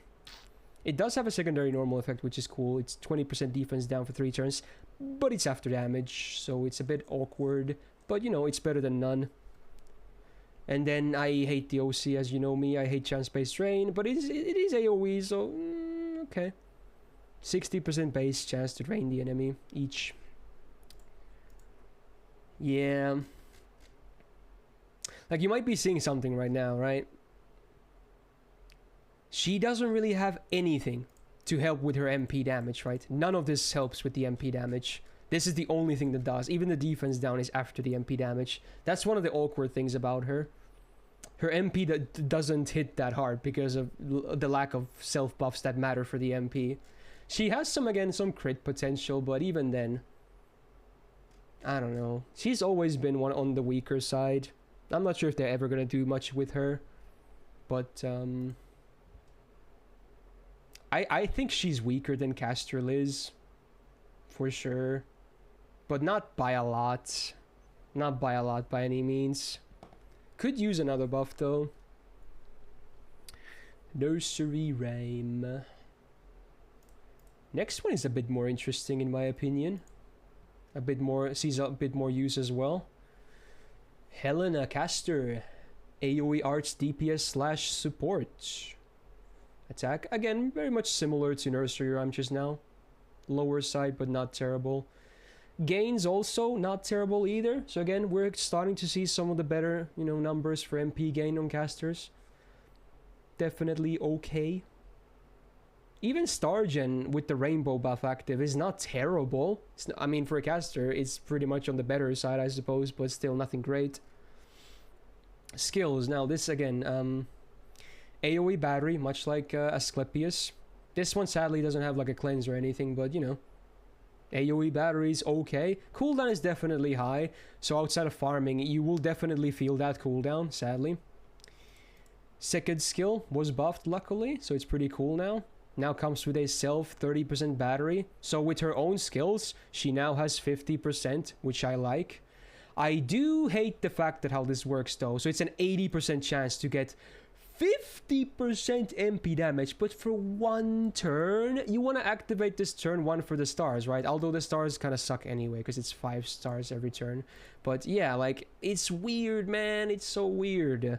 Such a weird the double effect here with these first two. Like it's a lot of MP damage as well, and if you miss it, you're just gonna punch your desk if you need the MP, because chances are it might make a difference. It's a lot of damage. It's just a weird, again, so year one game design choices is just kind of odd. Third skill, AoE rainbow buff, 3 turns, 20% each. I think this could easily be 6 turns cooldown, but oh well. Is not terrible still, is fine. Makes her role as a support even better, I suppose. So all of these skills, mostly the first and the third one, can actually help the team quite a bit. So yeah, she has a pretty okay kit synergy-wise, I would say. Some of the cooldowns are a bit brutal though. I feel like that's one of her biggest downfalls anyway, the cooldowns, sadly. This is very nice. This is actually not bad either, because she has some debuffs on the MP. So yeah, that MP... it's actually good. Ignores defense was added with the buff, so it wasn't just a flat out damage buff. They actually did add another normal effect, so that's cool utility to have, I guess. Defense down AoE, crit chance down AoE, and debuffers down AoE, 3 turns each. All sadly a bit lower on the numbers on base, but you know, they're all pretty okay debuffs. I'm not the biggest fan of minus debuff resistance, that's pretty whatever. But defense down and crit chance down are always pretty welcome in every case. So it's a pretty good MP, I would say. Sadly, she doesn't really loop. That's unfortunate. But hey, she still has uses for sure, right? For sure. A pretty, you know, low spender friendly support more than a DPS, I guess. I think Helena is like an A, honestly. She's still fine to this day. Maybe could use another buff to even make her even more relevant. But still, like, there's not much wrong with her, besides the longer cooldowns. Sadly can't loop though, but you know, still a fine 4-star unit. Now we go back to story locked. It's Mr. Lyad, Prezi King, whatever you want to call him. They actually didn't add that title here, which is weird. Yeah, Edison. AoE Buster DPS and a support. More like a utility support than a straight up like a normal generic support. Not a farmer, in my opinion. More so a utility DPS. Attack, sadly, very much on the low side. Below 8k for a 4-star is very unfortunate. He's story locked, and how do you get him? Maybe you rolled on Chaldea Boys or something. I don't know, you tell me. But he is story locked. That's a fact. His gains are also okay. Nothing crazy, but they're okay. Better than most day 1 servants, so that's good. Standard caster deck, which is good because he has an arts MP as well.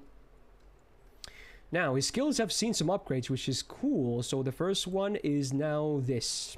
It's a targeted defense up 3 turns, 30%, 5 turn cooldown, not bad. And comes with a cooldown reduction of 1 for the target.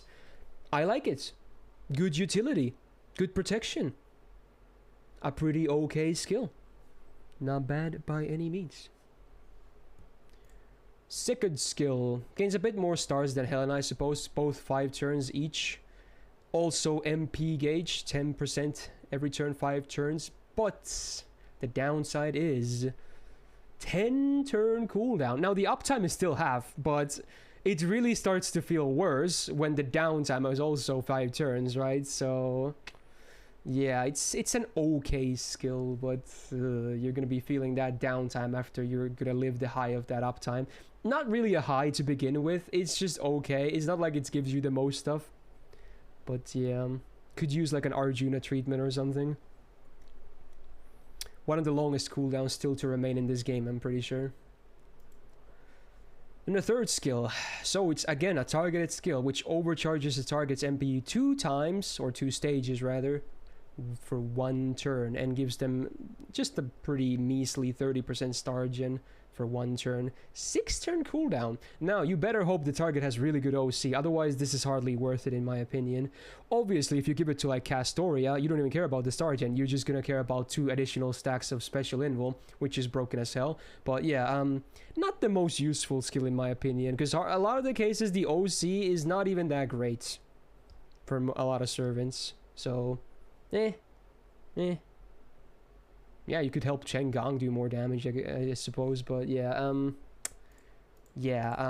his kit is fine, but nothing crazy, it's just Sadly, he wishes he had EX ranks, but realistically they are D ranks, so, you know, I wish this was higher, but oh well. This is fine, because his MP has a lot of debuffs, actually, much like Helena. And in fact, I actually prefer his MP to Helena's MP. So this is a great MP. Good damage after the buff. AoE skill seal, not the greatest, but AoE MP seal, I like that. And also crit chance down and attack down. Much like Helena, 10% each, but yeah. It's a good MP, man. It's good for delay as well with the MP seal. I like that. Great MP. Sadly, hard to get MP levels with him, because as I mentioned, he is story locked, so a lot of people, if they have him, again, probably MP 1 or 2 at most. In fact, mine is actually 2, fun fact. But yeah, he's one of those servants that's not bad on paper, right? Like, he can provide some good additional utility and a bit more DPS and stalling, but he's like one of the, he's like kind of hard to slot into a team, honestly. I'm still gonna place him on B, because I feel like he has good potential in some comps, but not many comps. Definitely not that many comps, but he's alright. But in a lot of cases, you might want to pick someone else instead. But when he does work, he kind of works fine. Yeah. I don't think there's really too much wrong with him. Just a bit too specific, if anything, is the problem. There you go. Is this the second welfare? Wow, it took a while, but yeah, here it is. If I can find her, I'm blind. Alright. Irisviel. Oh, so we already saw Asclepius and Medea Lily. This one will be a bit sad in comparison. So attack. You probably prefer the attack to be lower, but whatever. It's okay. Now, if anyone's ever used her, you know how bad her gains are. Man, they're bad. They're just bad, bad, bad. Oh my. Yeah, it's really it's a pain to get her MP, and even the MP itself is not even that great. Yikes. Now the skills. Okay, so unlike Medea Lily, she doesn't increase the healing someone receives, she increases the healing she does for 1 turn, but sadly this hasn't been buffed, and it's half the number and almost as high on cooldown. Like, what is this skill, dude? What is this skill? It's so bad. I know she has quite a bit of healing, but even then, 7 turns to make your heals half better for 1 turn? That's so bad. Like, that's so terrible, dude. Now, second skill. Does it get any better? Maybe a little bit, honestly, because it's still the standard 1 turn invul and a 6 turn cooldown. MP gen 30% 3 turns. So at least with this, her gains are not trash, like complete garbage. But even then, yeah, And then the third skill, it's just a single target heal, 5 turn cooldown. So this is just so much worse than Asclepius, right? Who also had the single target heal for 5k. But also cleanse, right? Like, it's so outdated and bad. So bad, dude, so bad. This is okay, I guess. It helps a little bit with the gains, but they're still not great. This is actually nice. 20% debuff res, I like that. And then the MP. 3k party heal, and everyone gets a 1 time 3 turn 1k HP base guts. That is weak. What could I say? That is weak. Oh right, it wasn't the cleanse on Asclepius, it was debuff res, you're right. I mixed it up with the other effects, because, you know, he does a lot of stuff. Not just the cleanse, he does a lot of stuff. The only case where you would use Irie is one of those stupid, boring solos that take like 3 hours. And even then, she can't even do it on everything. It's like pretty limited too. That's like the only time you would kind of pick her, you know? Like otherwise, unless you have her grailed, you would not pick her for gameplay reasons. By any means. Picking as on CQ and Aerofest. Well, now you would have... Well, maybe back then, Pavel, but I'm talking nowadays standards. You would have way more better options for that too nowadays as well. I would not even prio her as a pick there either. Definitely not. I almost want to put her next to, like, Geronimo. Is that too cruel? Maybe a D, because free M... Even then, the MP, even at free MP5, it doesn't do much. I don't know. One of them might be the worst welfare in the game, honestly. Might just be the worst. I honestly just want to do this, honestly. Again, it is what it is, man.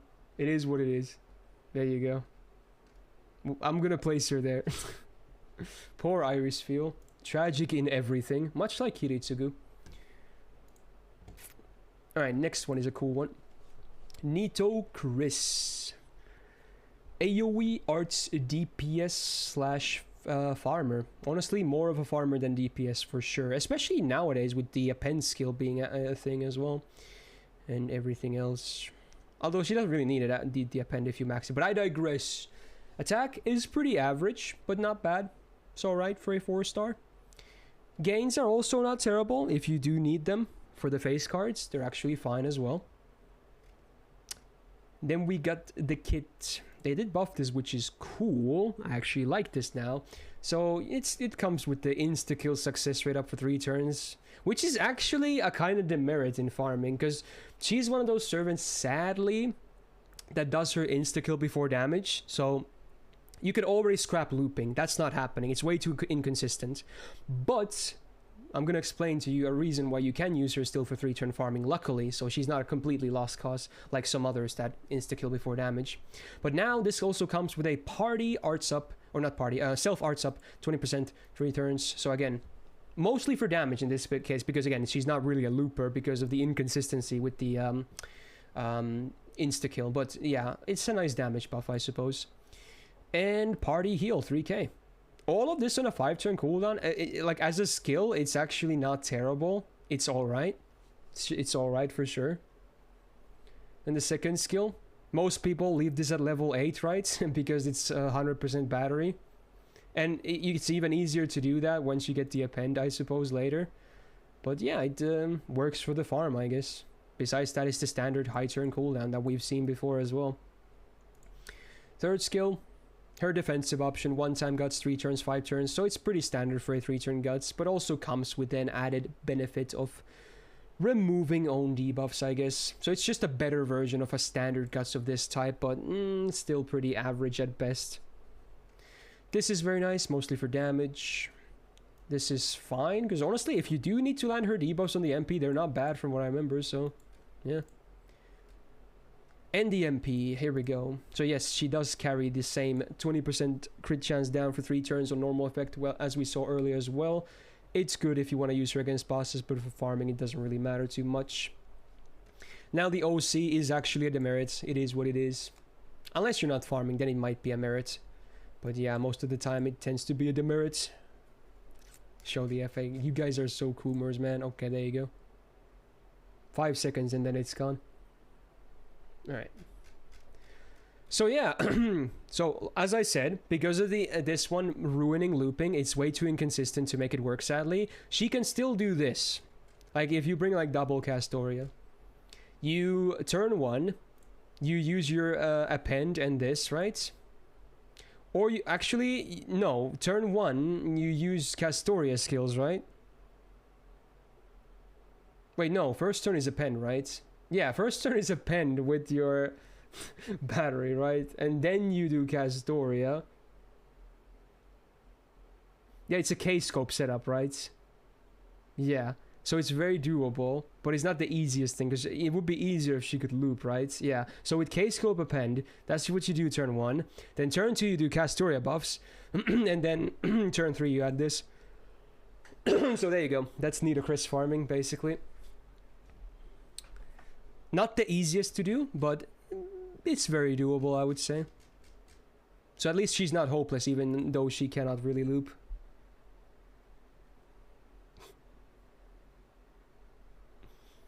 I guess, yeah, you could do the Vitch one as well, one guy, but, you know, that's a lot less damage, obviously. But yeah, you could do that to meet the ends for your gauge, but still. I feel like Nitocris is just like an A, honestly. I could maybe even see an A+, but I almost just want to place her in A. If she could loop, she would probably be here. Maybe even here, but man, that insta-kill is unfortunate. It is unfortunate. Some people really want to see A+ on that one, huh? I don't know, man.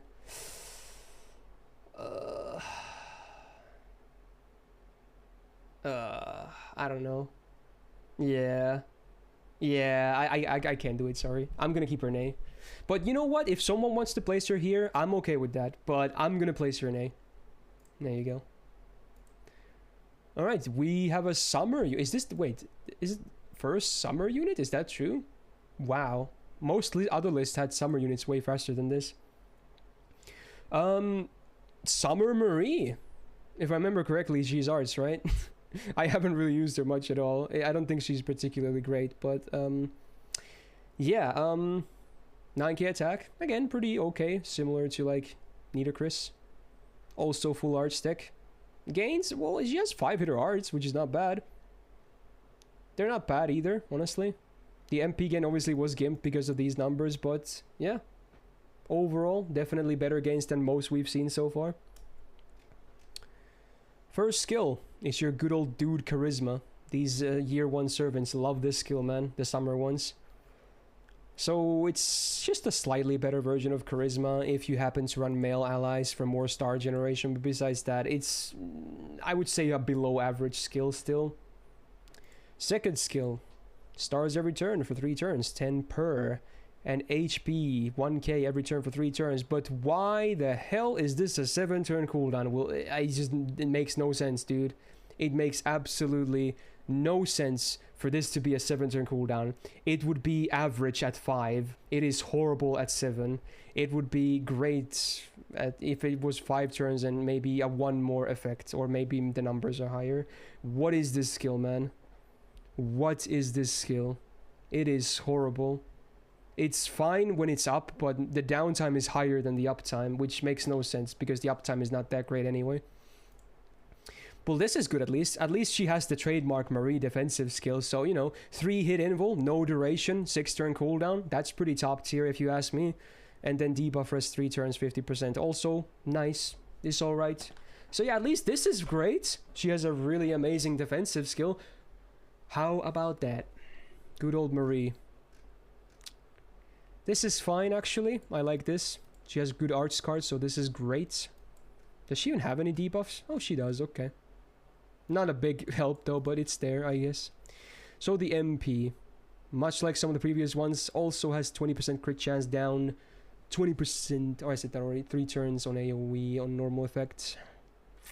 And then after damage, party gets some crit damage for 3 turns. But obviously, as she's a summer servant, they really haven't ever buffed the MP. And if you've been paying attention, this is really all she has for damage boost, so she doesn't really do that much damage, does she? Yeah, and the kit itself is on the weaker side too. It's not the worst I've seen, but also on the weaker side. Yeah, like maybe a bit potential being a male crit support, I guess. But even then, she's like, do the half of the work yourself, so I don't know. Yeah. I was never really a big fan of Marie Summer. I think she's below Edison and Nursery, honestly, maybe. No, Gion, I don't.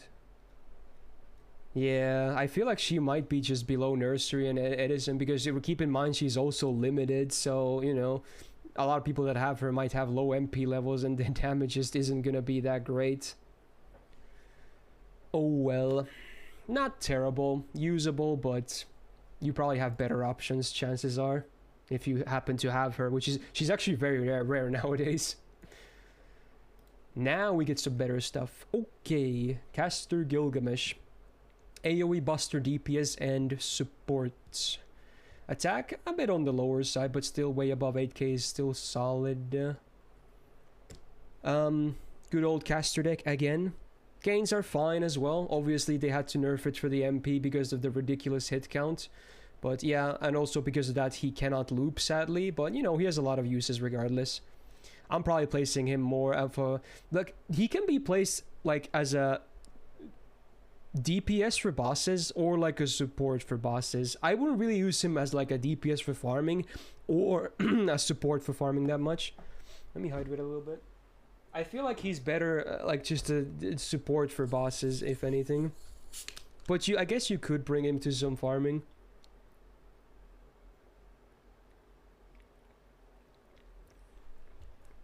Alright. So upstairs, not too bad. Now, this is a cool skill, I guess. Party Starging up. 100% for 3 turns. The cooldown is very hefty, though. Sadly. It should be 6 turns. I don't know why it's 7 turns. But this is a funny skill in the fact that because of his MP having an insane hit count, and despite being arts, with this up, he can actually generate a lot of stars with arts cards. It's actually quite funny. So it actually has good value for himself too. And potentially can help your allies as well. So it's an okay skill for sure. Even with the annoyingly long cooldown. Good old Gil A+ charisma. Not much to say about it. Pretty basic in this day and age. Like even Lanling has a better version. Being a very similar character. It's not terrible, but it's not amazing. Then the third skill. His best skill. Party Arts up 30%, 3 turns, 6 turn cooldown. And also debuff success rate up. An okay 30%. Still to this day a pretty solid skill, honestly. Not bad. Works for himself quite well too. I see you, Ash. But yeah, he's not the biggest fan of longer fights because his cooldowns are not the greatest. But you know what? That's a lot of supporting. 3 AoEs is nice. More debuff success rate up, which is okay because he still has a bit of it on his MP as well. This is very nice because his arts cards are ridiculously good. This is just more tickling as usual. The MP was buffed, which is very cool. Now does actually quite a bit damage. Also increases party's defense 20% for 3 turns flat. I like that quite a bit. And the buff also added crit damage 30%, 3 turns for party, which again makes a lot of sense because of how much stars the MP itself generates more often than not. Sadly, the AoE defense down for 3 turns is after damage, but still, I think it's a great MP.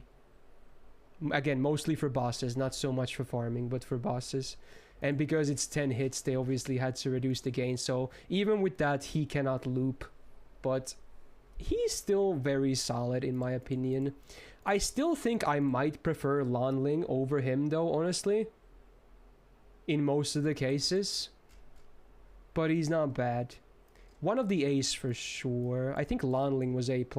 Now, am I gonna think Lanling is so much better that I would place him here? I don't know. Maybe not. I don't know. I feel like he could still be A+, honestly. He still works quite well. But not so much for farming necessarily. I would still maybe like to see a buff to the first or the second skill though, honestly. Yeah. I do stand by the fact that I think Lanling might be more usable, but I still think I could probably place them in the same tier. The difference isn't that big usually, so... Yeah. But I could maybe I'll shift it later, but for now I'll keep it in A+. Right, someone who's pretty relevant on NA right now, I suppose. Kirke. Now again, some people were annoyed at my pronunciation, I'm sorry. If you want to say Circe or whichever, that's fine, but I've used, because Japanese it's Kirke, okay? I'm just, yeah, okay. Apparently it's not even close to the original Greek pronunciation, but you know what? I've been saying this for the longest time anyway. But by all means, you call her Circe, that's fine. I'm not gonna be mad about that. But I'm gonna say Kirke, pretty much. So what do we got? AoE, or not AoE, definitely not. Single target buster DPS. So, in fact, let me check. Is this the first single target caster? Wait a minute. Oh no, Medea. No, yeah, obviously Medea was first. Wow, I forgot how long it took for them to add a second one. Wow. That took a long while. Although, yeah, with Medea's modifiers, we can't really call her a, you know, standard single target DPS anyway, right? So, attack is, again, on the lower side, but, you know, casters tend to be on this side rather than the positive side. It is what it is. Has still the normal caster deck despite having a buster MP. Gains are not great. They're average-ish, I would say. They're not terrible, but not great either. But triple arts is nice. So much like Medea, again, the same exact skill. There it is. But at least her MP has normal modifiers, so that's cool. It's alright. Uptime for MP is better. Now, AoE Poison. No one cares. But also comes with the defense down 20%. And it's 5 turns of cooldown, so it's okay. It's just okay. If they ever make a CE that's similar to Honey Lake, but for poison, this skill definitely gets more value. But as is, average at best. I think my brother is coming home, excuse the dog. Now, party crit star generation 3 turns, so much like Casgil, but sadly half the number. But also comes with a cleanse, and it's lower cooldown, so in many cases this could be more useful, honestly. It depends. This is okay, but still not great, I would say. Still not great. So overall her kit is not massive, and again, if you see something besides the defense down, that's basically it for damage, right? So, yeah. Nursery Rhyme intensifies. Anyway, Arts Up is very nice. This is actually not bad either, because it helps with the important debuff of the MP. And then the MP. So again, even the MP doesn't really have anything going for it to help the damage, I suppose. So, we get the unique stun mechanic, the Pigify. The only one in the game. So it's basically a stun, but you know, it's weaker than stun, that it doesn't work against everyone, sadly. But I guess it also bypasses like stun resistances and whatnot because of that. But stun is probably still better most of the time. But hey, at least it's a 100% base chance, so that's good. Removes offensive buffs. So this is after damage, but because it's only offensive ones, it doesn't really matter that much then, I suppose. I really wish they just made a full debuff strip, if anything. And with the buff, the damage is actually fine as well. But again, she doesn't really have like damage buffs, so it's still a bit awkward, if anything. And then reduces the enemy's crit chance for 3 turns. I wish this was like 20% base, because it's single target to begin with. Oh well. Yeah, it's an alright MP. The MP itself is not really the problem. It's actually pretty good, but like, as you can see, she doesn't really have that much damage. But you know, she has normal modifiers on the MP, so that already helps a lot. But still, definitely not among the best single target casters.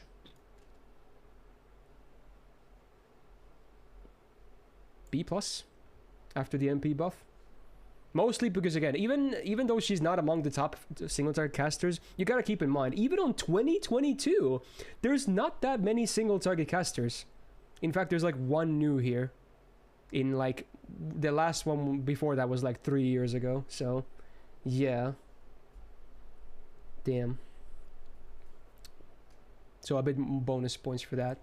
But hey, at least, funnily enough, they happened pretty much at the same time. So another single target caster in Queen of Sheba. Here we go. I guess it's Sheba. I think it's Sheba, but I've always said Sheba, so forgive me. Whatever.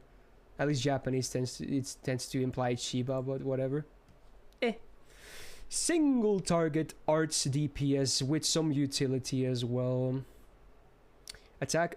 Very similar to Kirke just now, not that high, but you know, can't expect miracles from these casters.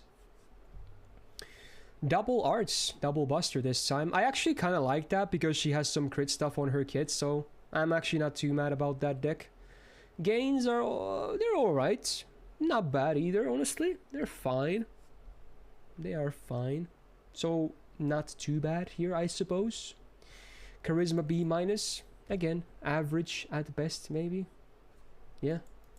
But it could be worse, you know? Could always be worse than a charisma. Second skill, self-crit damage, 100%, and also ignore invul for 1 turn. Big up or downtime though. And a problem is that, you know, she doesn't really have any absorb, sadly. It's kind of unfortunate. Because Caster, absorb is not that great on base. It loses to a lot of classes. But, you know, the third skill helps a little because it has a 10-star bomb. They should scale too because of the cooldown being like this. So it's, again, sell party, arts, and buster up. 3 turns, 20% each. That's not bad. But I wish this was like 20 stars. This could easily be 20 stars or something like that. Yeah. So overall, there's actually, unlike Kirke, there's actually quite a bit of damage in her kit, I suppose. But for whatever reason, I still think she doesn't do good damage. And when I remember in a discussion thread a long time ago, I said she needs an MP buff because her MP is a sponge. People told me I'm crazy. But I still don't think her damage is good. She needs an MP buff. Anyway, this is nice also for the MP, and this is very nice actually. A lot of casters don't even have this, so debuff res is always nice against bosses.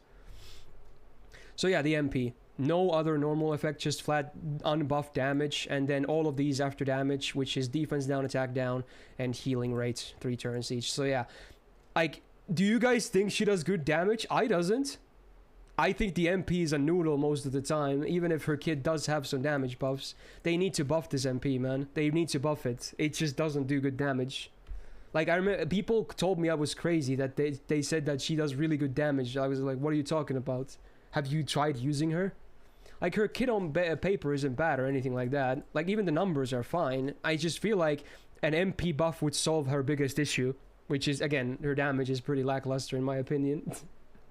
So... besides that, I kind of like the stuff she has going for her. But I might even place her below Kirke, honestly. Because she's also story locked, which doesn't help with the MP being low damage. Because it's harder to get MP copies as well. And the crit DPS is fairly inconsistent as well. Because it's 1 turn every 5 turns. And you don't even have absorb to begin with. So, yeah. I would probably pick Kirke most of the time over her. To be honest. Please buff her MP though, would help a lot. I add some cool normal effect as well because there's nothing on normal effect here. I guess the special icon happens now. Shout out to my emote. Alright. Alright. Sieg. The next welfare. Definitely an upgrade from Irisviel, I guess. So, AoE arts, definitely a farmer. I guess you can bring him to bosses, but let's be real. He's so much better at farming than he is at DPSing against bosses. Attack, a bit on the lower side, but... oh well. Free MP5 helps, I suppose. Double arts, double buster deck. If anything, that's good, because that probably means that he can have a better MP gain for the MP itself. Probably why the MP actually does refund as much as it does. So yeah, because of that, I think the deck is fine. Gains otherwise are not that great. It's mostly his MP that does it. Like, his face cards are not that great for that. They're not horrible, but they pale in comparison to the MP itself. So the skills.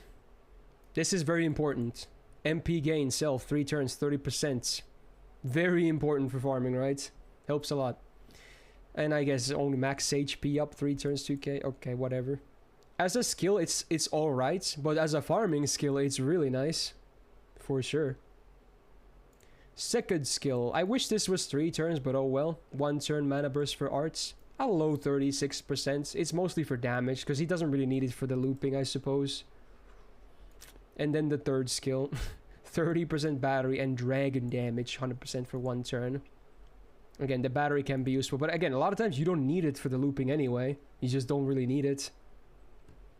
So the kit is, honestly, overall, it's not great. but he doesn't luckily need it for his main purpose most of the time anyway too much. Mostly for this, if anything, and then a bit more damage here. You don't really even need this.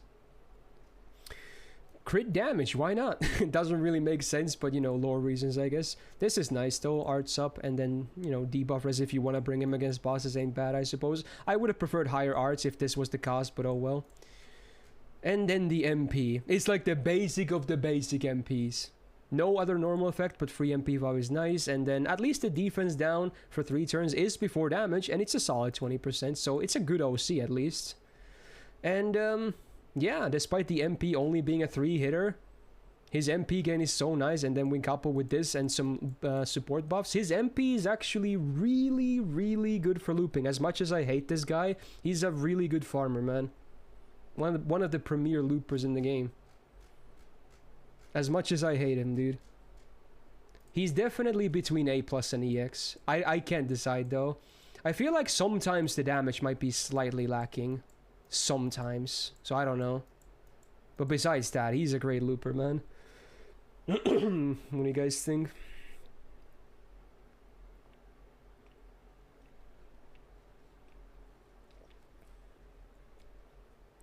Honestly, among casters, he might be the best looper. For arts, at least. But even then, I'm not sure if I'm going to place the others in EX anyway. Probably not, actually.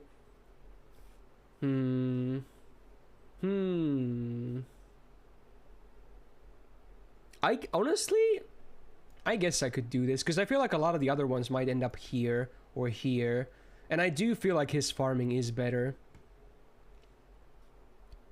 So you know what? As much as I hate him, I can't deny that, you know, he's insanely accessible, and 2, he's really good at the thing he does the best, so yeah. Sieg. Goddamn. So, another welfare immediately. Shuten Caster. Single target buster DPS. So again, another ST. This year, this 1 year was pretty good for STs, and then they took a long break again, pretty much. Damage or attack is actually high. Very high for a 4-star caster. Might honestly be like a top tier one for that, so that's cool. Still has the triple R. Also, can someone skip this song? I would like to listen to music. I didn't want to talk about the songs because it makes no sense in YouTube, but Daryl, can you please yeet this fucking song? I want to listen to music, not someone swearing. Okay. Jesus. Okay. Anyway. So, yeah, the standard caster deck. Her gains are actually not bad. They're fine. Totally fine, which is good, because you want the gains to be good, because her MP is actually the thing you want to use as often as you can on her, because it actually does decent damage. So it's not too bad. Single target MP seal, I like, and crit chance down 3 turns, 50%, I really like. So this is a really good skill against bosses, honestly. You might think it looks basic and bad, even on a 6-turn cooldown, but this is solid. Ooh, I like this skill. This is good, man. Second skill, self arts and buster up 30%. Sadly, only 1 turn, and then absorb up 1 turn. This should be a 5-turn cooldown. This sadly is on the weaker side for sure. Yeah, I like that at least the effects have synergy, you know, because they're all offensive, so, you know, it's only going to improve your turn, chances are. But, man, it is not worth 5 turns of downtime. For sure, no. But I've seen worse skills, I suppose. In fact, it would probably make more sense for her to be double buster, you know, that I realize it. Yeah, because she has crit potential and her MP is also buster. But oh well. So again, just a better version of charisma. It's the same for the attack, but then self-demonic damage 3 turns, 50%. And demonic is one of the more common traits, I suppose. Even a lot of bosses can have it, so it's an average-ish skill, maybe slightly higher. It's just a bit better per charisma because it's a niche. So overall, I like that the kit is very offensive and also has this very nice utility for bosses, so not bad, especially for a welfare. This is nice, I guess, because she does have the triple arts. This is cool to make sure your important debuffs land. This doesn't really matter too much. Berserker bonus is actually very solid. I like that. And the MP. At least it has some bonus normal effect of ignoring evasion for 1 turn before damage. Poison sucks though. I always hate dots. I hate dots. The only one that's ever worth anything is burn. Because of Honey Lake existing. But besides that, every other dot sucks. Unless the servant themselves have a bonus to it, but she doesn't, so... But you know what? Free MP5 means that the MP actually still blasts quite a bit, and also high attack for a 4-star. Not bad. She's basic, but she's solid. I think she's like an A, honestly. I would place her above Kirke for sure. Honestly, someone said A+, but I think just an A for me personally, though. I think she is better than Kirke, though. But not like a full tier above or anything like that. But yeah, she's solid, very solid. Good job, Shuten. Oh yeah, ignore the icons here for a couple of these because of certain jacks. Right, so the next one. I'm glad I get to see this now after the buff, because yeah, before the buff, yikes. So Miyu. A very interesting case. Support caster again. Like a mini Merlin, I guess. I suppose. So attack again. If anything, I would prefer it to be lower because you don't need her to do damage to begin with. But at least it's still lower than average. In favor of more HP. Triple arts makes sense. Gains. Not great, not terrible. Actually, they're fine. Now that I think about it, yeah, they're actually not bad. Self arts up 3 turns. I hate this. Why is it self? This should be targeted. I mean AoE in best case, but this should be targeted. Why? And self crit damage. 3 attacks, 3 turns. Like the uptime is fine and the numbers are okay, but why is it self? Why? Why? Bad start. Self guts 1 time 3 turns and self debuff immune 1 time 3 turns. I like the synergy of defensive effects. 6 turn cooldown is a somewhat hefty, but you know, this one doesn't matter too much if it's self, because you want her to be able to protect herself a little as well, I suppose, but they could have done a better option for the defensive one too, I suppose. And the third skill, at least this one is targeted, so it's a 30% battery for 1 ally, and their buff success rate up goes 40%, which basically is for Illya servants, so... 6 turn cooldown though? It's hard to swallow, dude. It really is. Man. Like, her MP nowadays is actually really good. But man, are her skills awkward for supporting, man. Like, what the hell, dude? What? I hate the skills, man. Magic Risby is solid, and this is very nice to have more MP uptime. And the MP used to be, like, not that great, but... So not only did they remove the horrible demerit that just caused her to kill herself slowly, they added stuff. So for 3 turns, she herself gains this buff that does all of what you're gonna see here. So every turn your party gets 10% MP gauge for 3 turns. Every turn your party gets a 3 turn attack buff for 3 turns every turn. So again, it's also a scaling effect. So it's not just like a 1 turn attack buff. You're gonna get 3 of these from every MP, and they last 3 turns. It's kind of cool, especially if you have higher MP levels. That's a lot of value. But yeah, that's a nice addition. And then they also up the healing, right? Yes, okay, so even the healing per turn is now higher, which is cool.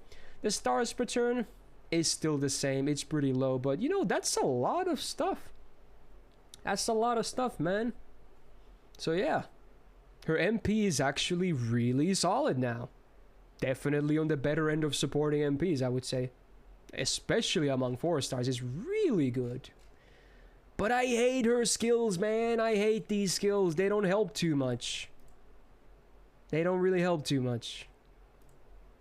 God damn it, dude. Wasted potential is what she is. But you can absolutely still make use of her. I'm not still sure if I can even place her in A, honestly. I don't know.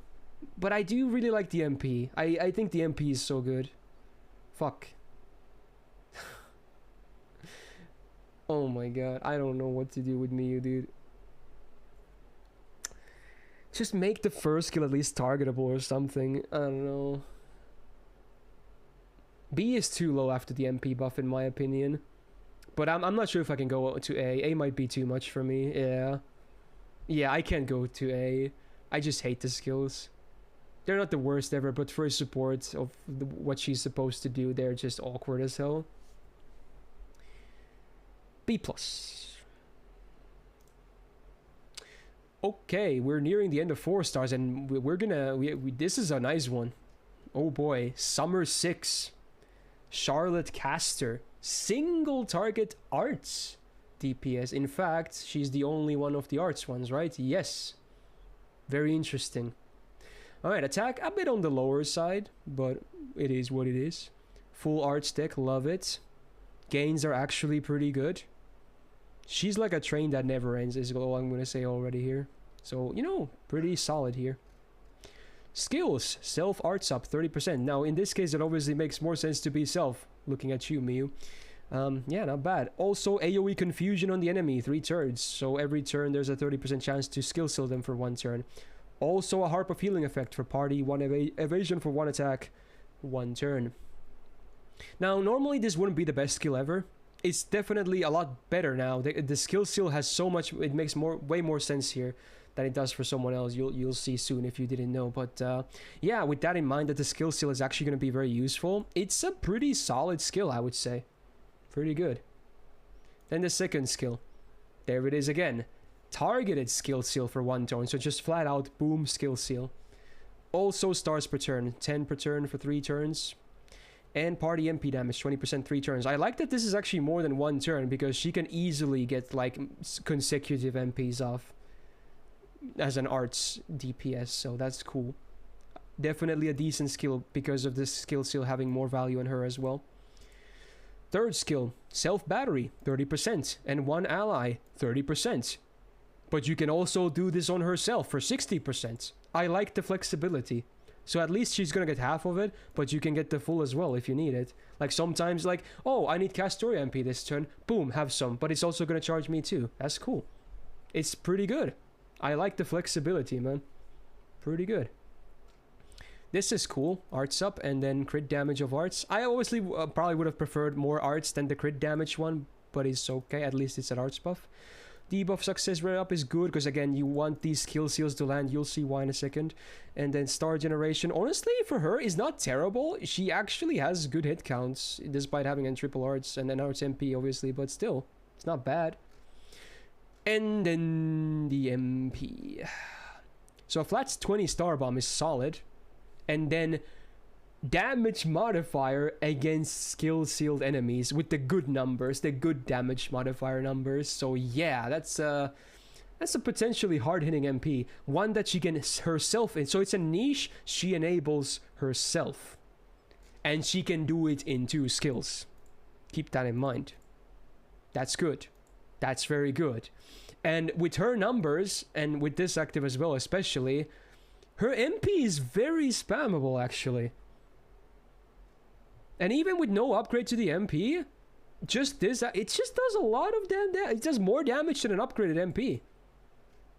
Like, a lot of people call her, like, the best single target caster in the game. I might honestly agree. Even better than the 5 stars. Which really says a lot. It really says a lot. Dude, Summer 6 was really good for, most of servants from Summer 6 are kind of nuts. In terms of power level, Summer 6 was probably the best of all summer events so far. Kind of ridiculous.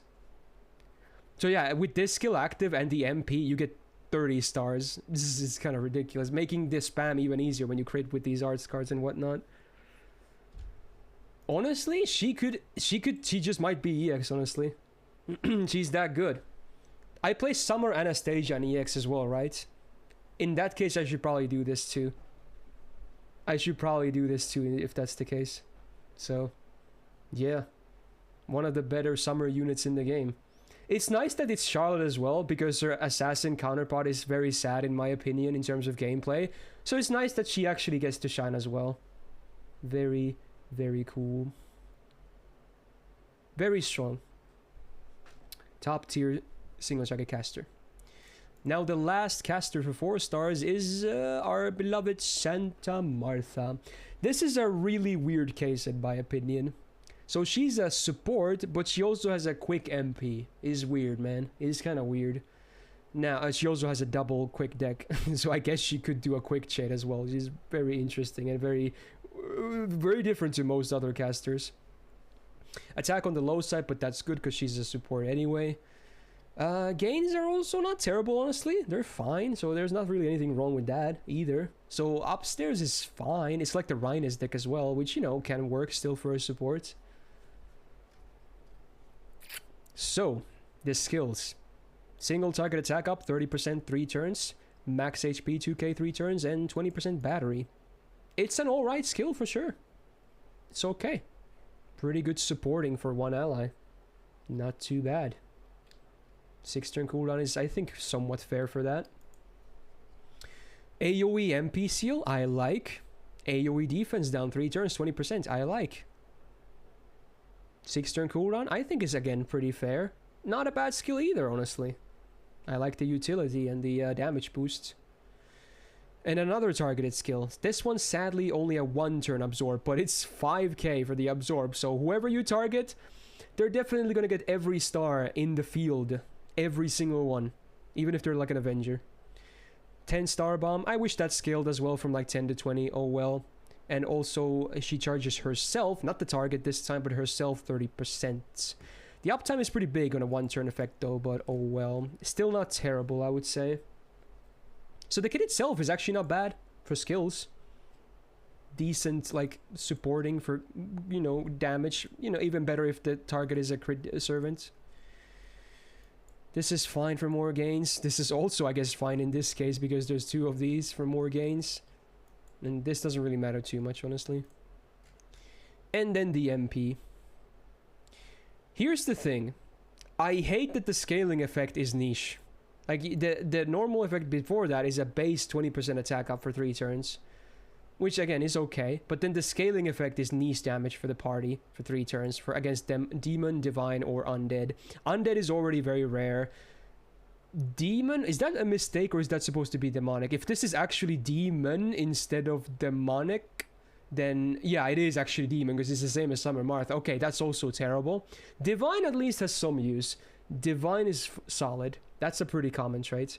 But besides that, undead and demon kind of suck. It's not even demonic, it's just straight up demon. And then party, a base 2k heal on OC. It's a weak MP, but I've seen worse, I guess. And it's quick as well, which is pretty funny, actually. She's okay, but again, with this, in her case, I have a hard time figuring out when you would want to bring her, though. It's kind of hard to justify her. She's still fine. I like that they're giving like more of these easily accessible support options, but it's gonna be hard to like bringing her over some other options. I don't know.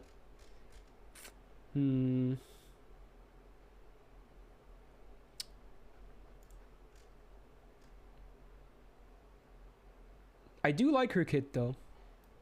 I do like the kit though. I can't go higher than an A though, at least. A at most. At most an A. I don't know. Probably, again, between these two, if anything.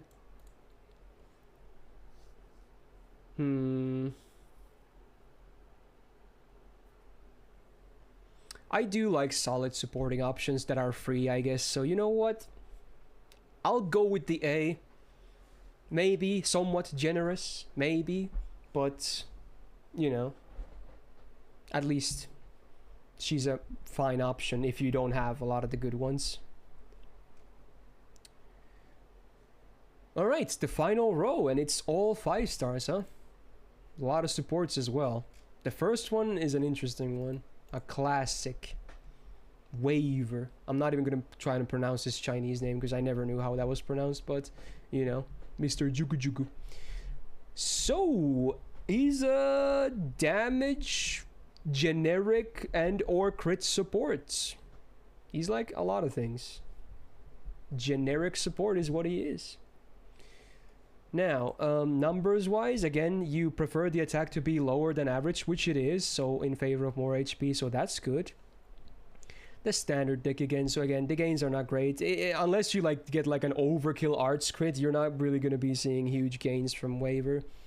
But they're not terrible, I suppose. Alright, the skills. So it's all about the gauges for Mr. Waiver, right? Yeah, so targeted, crit damage up 50%, 3 turns and a 5-turn cooldown. It's pretty solid. It's like a targetable self-mod without the absorb. But, you know, instead of that, you get 30% MP gain. Or gauge, so that's cool. This is the best version of this skill, so it's really good. 30% defense up for 3 turns is really solid. And 500 damage cut, not the biggest, but it's alright on top of that. And then AoE, 10% battery. 6-turn cooldown is very fair in my opinion. And then the same, but for offense. Attack up 30%, 3 turns. This really is even worse than the damage cut, though. This will pretty much never really make any difference. This additional bonus damage. And then the 10% battery as well, so... AoE across the board, 20%. And 50 for one guy. Yeah, that's waiver. Now, again, this is fine. I like that. This is also actually okay. Helps with the stun on his MP. And then the MP. Used to be pretty not great. Still not the best, but a lot better. I love the guaranteed drain for what it's worth. That's cool. Very nice. Debuff resistance cannot alter that, by the way, in case someone didn't know. It's not considered a debuff, so it's going to go through unless somehow the enemy cannot be reduced their gauge. Curse, who cares? 6 turns, 1k damage, no one cares. High chance to apply the defense down, even on MP1. Solid 30% for 3 turns, so it's actually not bad. I wish the stun was a bit more consistent. It's 50% on base for the OC. But yeah, it's not a bad MP by any means. But here's the thing. I was debating myself with waivers so much yesterday. I am always torn between now A plus and EX. Here's the thing. Now that Rhinus' MP got buffed as well, I think Rhinus is just better than waiver in 90% of challenge quests nowadays. If you have Rhinus, you would basically pick her always over waiver for a challenge quest. Now, you can still use waiver for farming as well. He's obviously not really going to be the best option ever, but you know, 50% battery is 50% battery, right? So, yeah, I'm just always, in my head, I go back and forth with this stuff. I just go back and forth and back and forth. If you think waiver is better after the MP buff, Zeltrek, you need a wake-up call, man. You need a wake-up call. He is so much worse than Rhinus now for challenge quests. You are absolute. Stop smoking weed, man. Unless you can do it legally, then don't stop. But yeah, he's still a very good generic support nonetheless. Like, maybe I can still place him in EX. Goddamn, dude. This man. Like, he's still so accessible. You can even pick him with a free ticket. And you can kind of be in any party ever, right? That already has a lot of value. He's not tied to any card type. So I can probably, even in this day and age, still kind of give him the EX. But I almost want to go to A+. But sure, okay. Just because of how flexible and usable and accessible he is. Fair enough. Fair enough. Okay. Rhinus steals stars. You think Rhinus is worse because she steals stars occasionally? Oh, that was your argument? Okay, don't talk to me. Okay. Let's not even... Okay. No. No. No. No. No. No. No. No. No. No. That is a fact for sure, but you think waiver is better because of Rhinus taking some stars? Okay. Okay. Okay. Anyway, this is one of my favorites. This is cool. The OG art supports. Tammy. Tamamo no Mae. Very cool. A lot of people tend to disregard her a lot nowadays, now that Castoria is a thing. I think that's a bit unfair. I think she's still great. So... stats are nice for his support again. Prioritizing HP over attack. That's good. Gains are not bad either, honestly. mostly because of her 5-hitter arts. They obviously had to nerf the number quite a bit, but she still has better against than like Waver, for sure. So yeah, upstairs is looking good. Very nice. Now the skills. This used to be average. Now it's definitely above average. So it's a guaranteed drain for one enemy, 5-turn cooldown, and party MP damage 30% 3 turns. Pretty solid. And also complements the playstyle she wants to support. So yeah, not bad. Second skill is still the same as it always was. It's a basic defensive option, but it's not like a heal, like just a basic heal or something, so it's still an okay defensive skill. Not too bad, I would say. Average.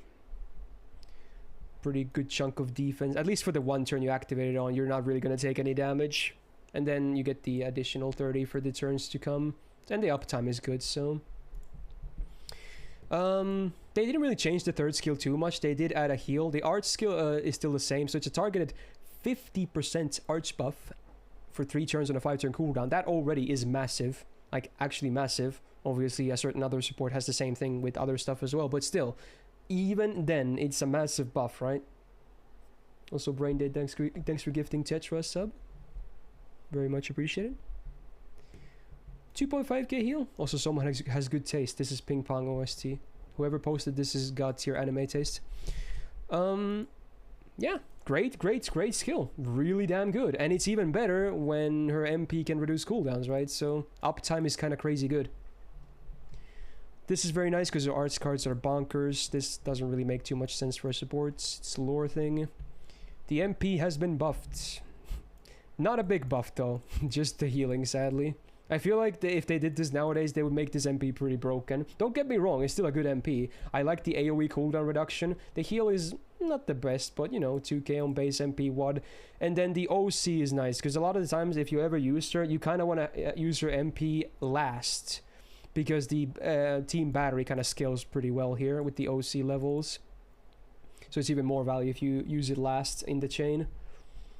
Although with Castoria, I still think I would prio Castoria. OC more than her. They're still a good pair though, don't get me wrong, they're actually still a good pair, but slight annoyance with the because both of them want as high of an OC as possible. I don't think they changed that, did they? Yeah, they didn't change it, Chen. This was always the same, the battery. It was only the healing they upgraded, sadly. What could I say? Tammy is still great. Like, some people said she's trash when Castoria came out. Like, no. She's really good, dude. And in fact, she actually goes really well with Castoria, as I was saying. And also, her Bonsi is also worth noting. It's actually very usable. Party art's up 15% when fielded, so a very usable option. I'm gonna go with A+ though, I think. I think for a lot of the time, I sometimes did place her EX, but... yeah, I think I'm gonna settle with A+ now. This wasn't as big of a thing for me than Waver was, honestly. Yeah. No way Waver is EX than her. You think so? But Waver is a generic support, though. Wait, you guys actually want to see Tammy in EX? I'm surprised. I'm used to seeing people bashing her like crazy because of Castoria. Honestly, I'm fine with placing her in EX as well. She's still great.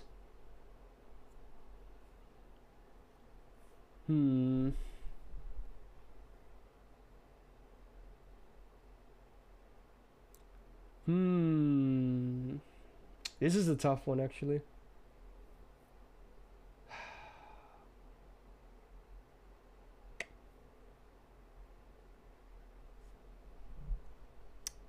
Fuck it.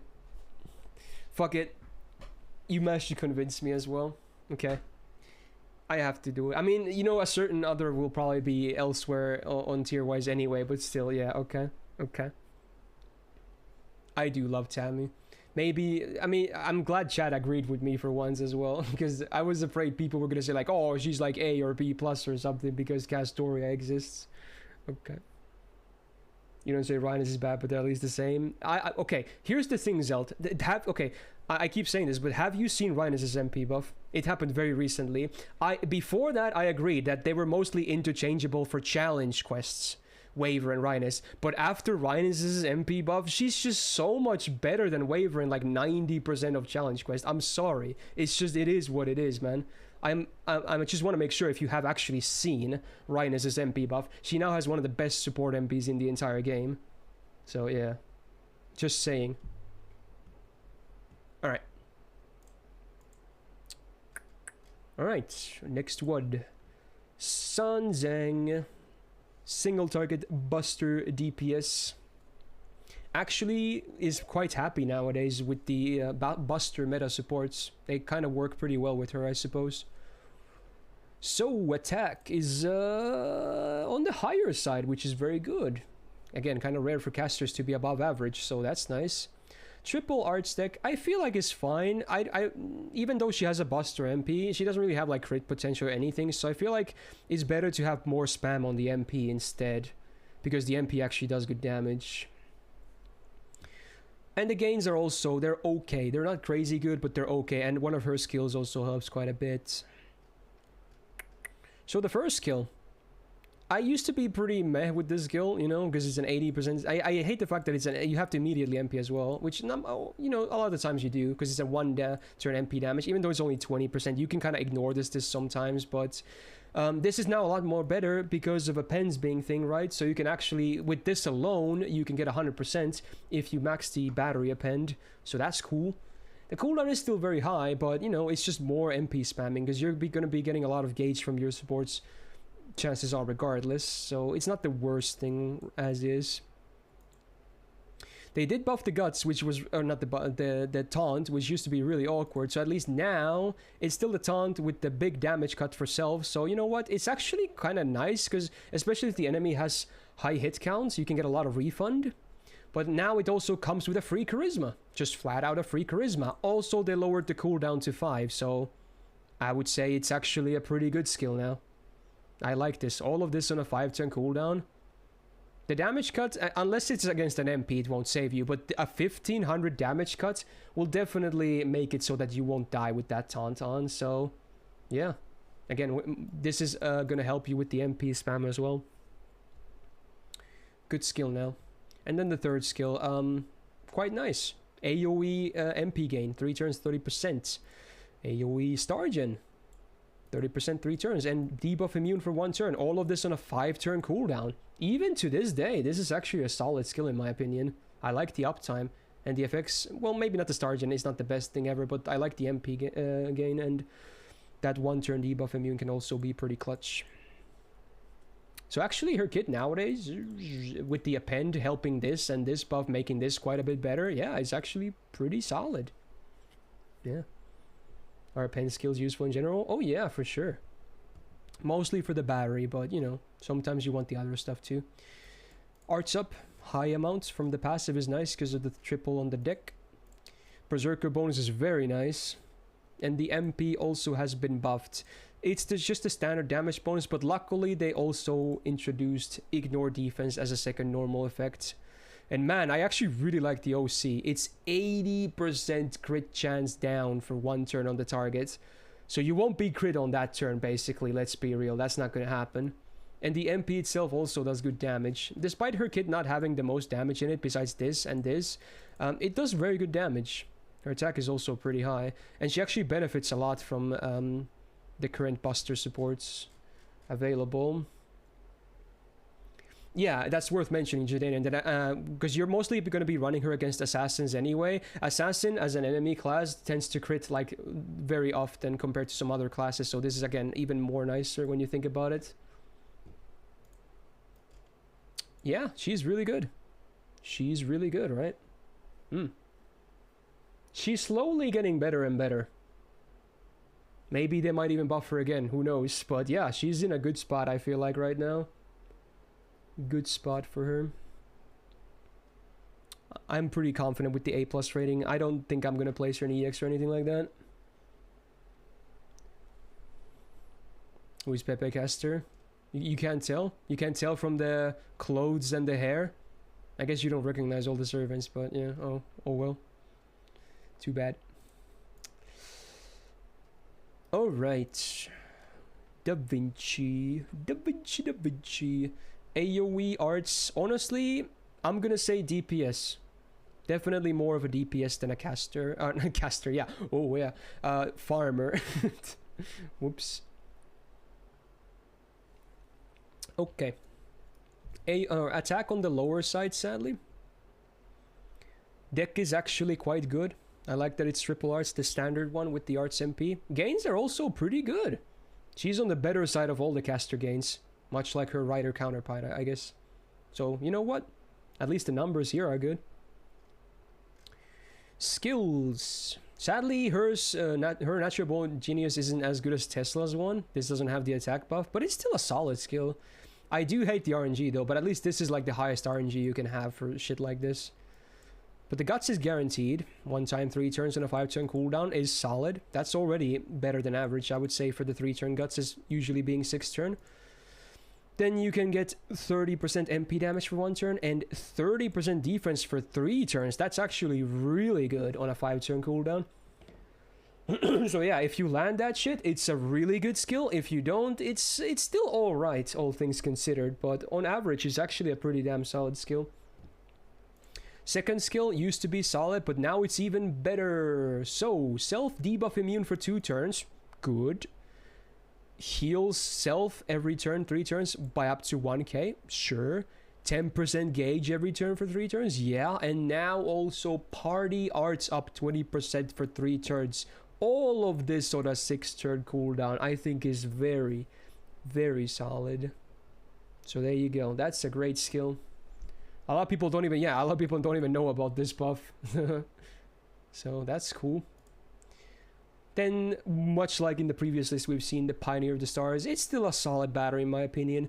50% ignore invul for 3 turns and a 10-star bomb. Good utility. I like it. Is good. So overall, nowadays, her skill set is actually really bonkers in my opinion.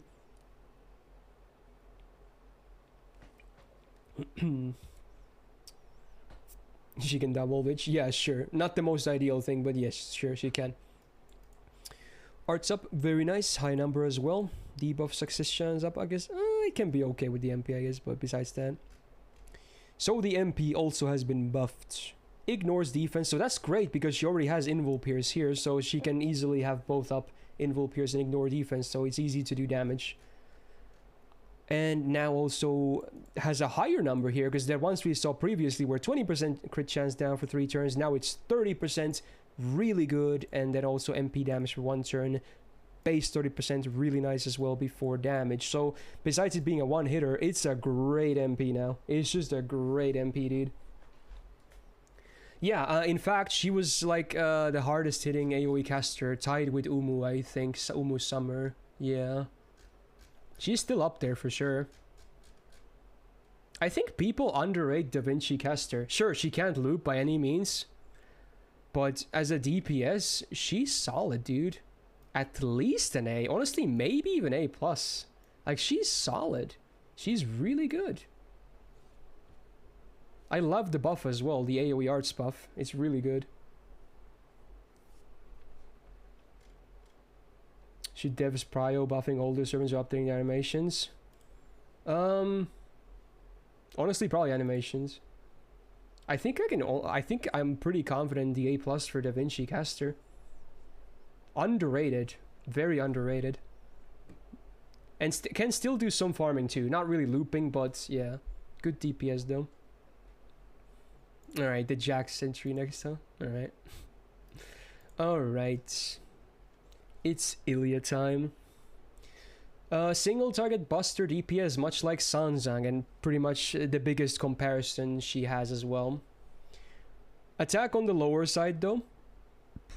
So it's quite a bit lower than Sanzang's. Not a great start. Full art stick like Sanzang. Gains are also not terrible, honestly, but let me actually check. I need to just to see. Yeah, I think Sanzang has better on average, right?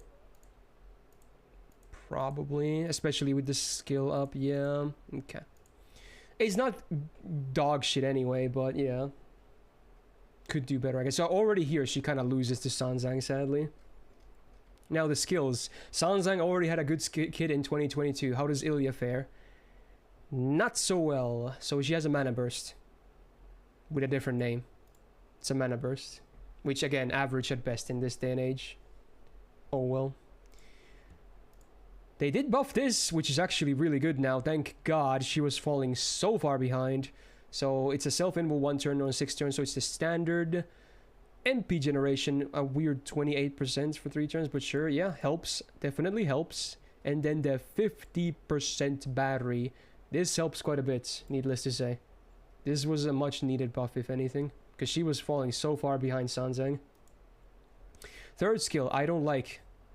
So it's a 70% targeted guts, 70% targeted debuff immune for 1 time. At least, okay, I guess it's not like 1 turn. Okay, fair enough. It's a 1 turn, 1 time 3 turn guts, and then a 3k heal is guaranteed. 6 turn cooldown though, that is a lot. So yeah, yikes. It's okay as a defensive skill, I would say. I hate the RNG though. I really hate it, dude. Even without RNG, with this cooldown, I would say it's alright. It would be alright. Not even great. But with the RNG, I just don't like it. So this skill is certainly very nice now, but everything else, I just think she's definitely quite a far behind Sanzang. Magic Risby, actually, nice against bosses. I mean, this is always just a nice bonus to get more MP gauge per turn. Very nice. MP also has been buffed. Thank God, because the other one, old one, used to be pretty bad. So before damage, 20% buster up. Not bad. I like that. Could be a much worse OC, could be curse. MP generation self up before damage. I guess it doesn't really matter if it's before damage, because it doesn't help for the MP anyway. But yeah, can make the MP spam a bit easier to accomplish. Crit star generation, I guess, is okay before damage, so helps with the MP as well a little bit. And then you have a bit of the merits. 10% attack down 3 turns, 10% defense down 3 turns. Those can be a bit annoying, but not the worst I've seen. The MP itself does do good damage though. Now that's the one thing Illya has always kind of done pretty well. Like, she's really known for having like a really hard hitting MP. But her downtime isn't that good. But like, again, this definitely helps a lot. This is a good start. Because now this is also really good with like Koyanskaya, for instance, with the cooldown reduction and everything, and being a buster unit. So she has a much she can eat. She can be used a lot easier nowadays, needless to say. But I still don't think she's as good as Sanzang. Definitely not. She's either a B+ or an A in my book. She does, again, much like Sanzang, gets good benefit from the buster support, and the battery buff is very solid. But, yeah, I don't know. I can't place her below B+, at least. That would be too low, but yeah, probably just a B+. Yeah.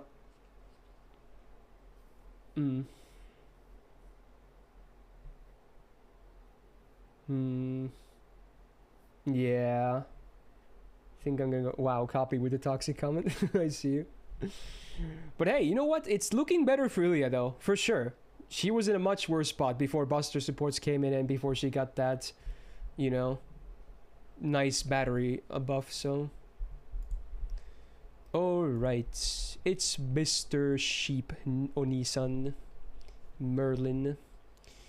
The good old, still a year 2 servant, but still extremely relevant in nowadays. So he's a buster support, but you know, you can also run him without like a generic support as well to an extent, but definitely the best when it comes to buster supporting. Stats are good for his support.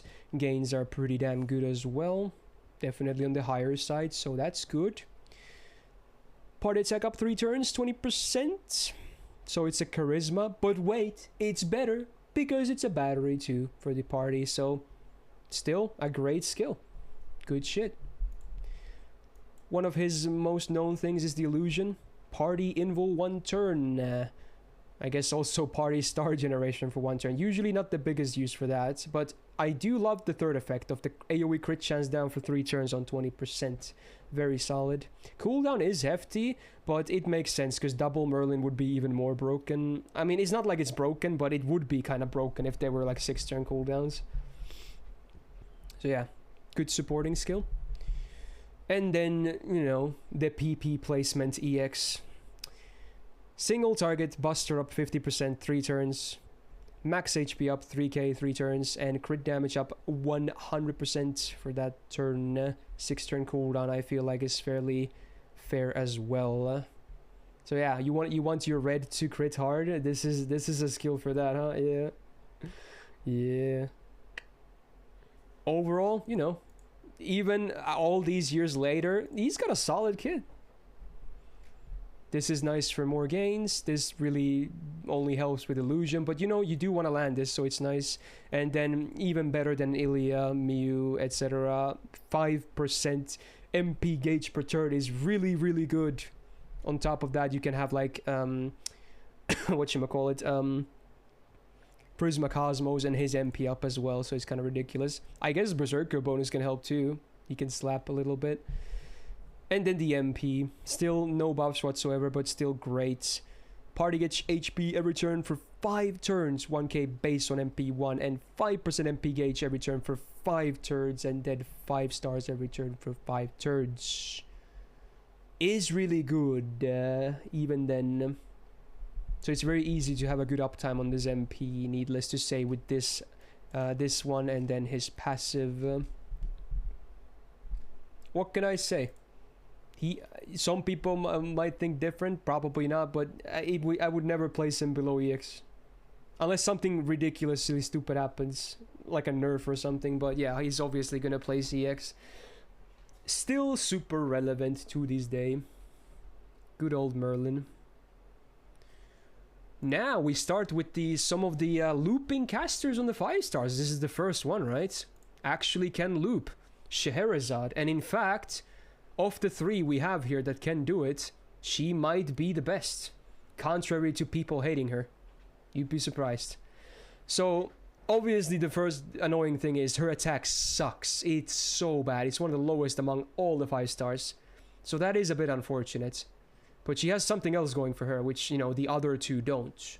Which helps a lot. So it doesn't really matter that much, at least so far. But yeah, that is a low attack. I like the triple art stick, obviously, because she's a, you know, AoE arts herself. That's good. Even the gains are fine if you need them. But, you know, if you're going to use her for farming, it doesn't really matter that much. But honestly, Scheherazade can be used a bit for bosses as well, I suppose. Especially if the boss happens to meet her niche. They did buff this skill, which is good. So it's a guaranteed drain on one enemy. I always like that. Self-arts up only for 1 turn, sadly. And it's 30%. But now also a 30% battery. So all in all, I think it's now a pretty good skill with the 3 effects combined. Oh, was there a hiccup just now? I think I saw my bitrate flash on the stream. Anyway, second skill, AoE male charm, up to only 60%, so it's not the greatest. But hey, 40% defense up for 2 turns is okay, I guess. Big downtime though, but yeah, meh. It's a meh skill, I would say. Third skill also has been buffed. Self guts 1 time 5 turns on a 6 turn cooldown is good for uptime. The standard would be 7. Also gives everyone else guts. They don't have as good of a guts though. Less HP and turns, but you know, something, I guess. And then if the enemy is a king, they do way less damage for 1 turn, up to minus 50% attack, I guess. Still not an amazing skill by any means, but yeah, better than like a normal 5 turn guts for sure. This is really good. A++ on that. Arts passive is solid. Berserker bonus, you know, always nice to see on any DPS. And the MP has received buffs. So this is what I was talking about. The other 2 you will be seeing very soon. They don't have these going for them, sadly. So even though her attack is low, at least she has an MP buff, which helps a lot. And she also gets 20% MP damage for 1 turn before the damage. Good. I guess there's another normal effect of reducing the enemy's debuff resistance 50% for 1 time 3 turns. Sure. I guess that helps with the charm as well, if you can wait with that. So, you know, it's not completely wasted. And then obviously, if she is fighting king, man, everyone will die. But if you're not, then not so much. But even with, if you're not fighting king, with the loop supports you're going to be using, her damage is still, believe it or not, it's better than her competitors. Actually, it is. Despite having much lower attack and no benefit to the niche in most cases, it's still better than Anastasia and Murasaki, because they don't have MP buffs. And she loops pretty well as well. In fact, of the 3, there's only 2 that can loop without starting gauge, and she's one of them as well, which is good. So she's actually, as much as people hate her, she's the best arts looping caster outside of Sieg. Of the 5 stars, I should say. Sieg is an easier looper. But yeah, of the 5 stars, she's the best. Believe it or not. And because she doesn't need starting gauge, she can use like a black rail as well. Is A+ too wrong? I feel like A+ might be fine. Because of the ease of looping. Yeah. I can't place her in EX, but I think A+ is very fair. I know a lot of people will be wanting to see her lower because they absolutely hate her guts. But, you know, I think she's great. In this day and age, she's a good looper, man.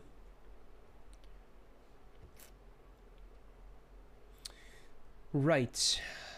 Next one is cool. Caster, another summer unit. AoE, buster, DPS, and honestly a farmer too. Definitely both in this case.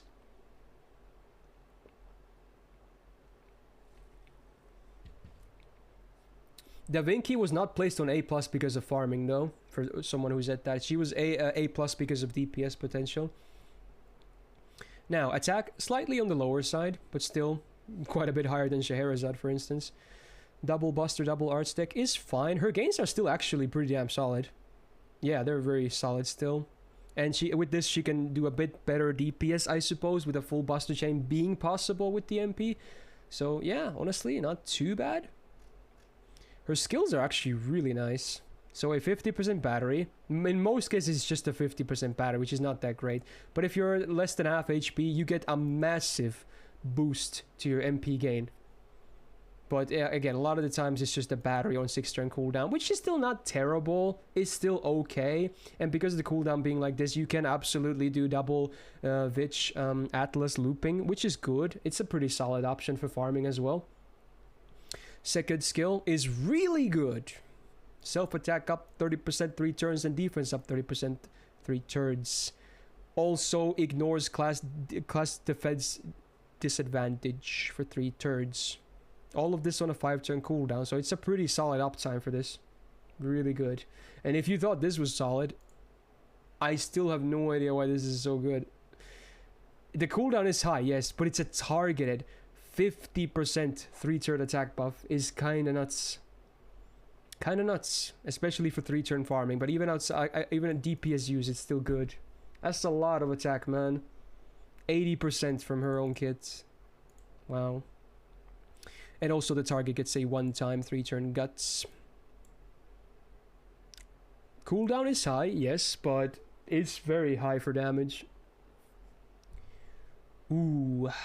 And obviously if you're gonna run her as a DPS, and again you can bring Vich, the cooldown becomes even less. Riding B doesn't really matter, does it? This is actually fine. And, well, this helps, I guess, for DPSing, because you might need to heal her anyway, so... Interesting. MP. Ignore invul before damage. Always a nice bonus to have. And then MP damage for 1 turn, 20% before damage. So, again, much like Scheherazade, I suppose. Even though the MP obviously has never been buffed, with all of this stuff going for her, and especially if you have good supports, she's still like tied with like, or close to being tied. I forgot, I think she might have been even a bit higher than Da Vinci for damage of all the casters. So yeah. I guess she also looks a bit better nowadays with the buster supports being available.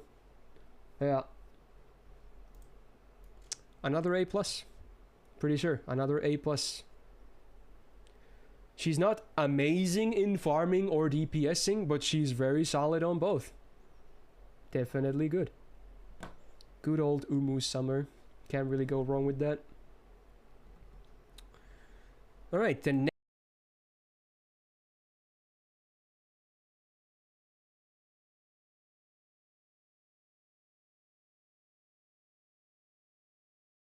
used to have my spook emote on it, but right now it's just normal Anastasia, I guess.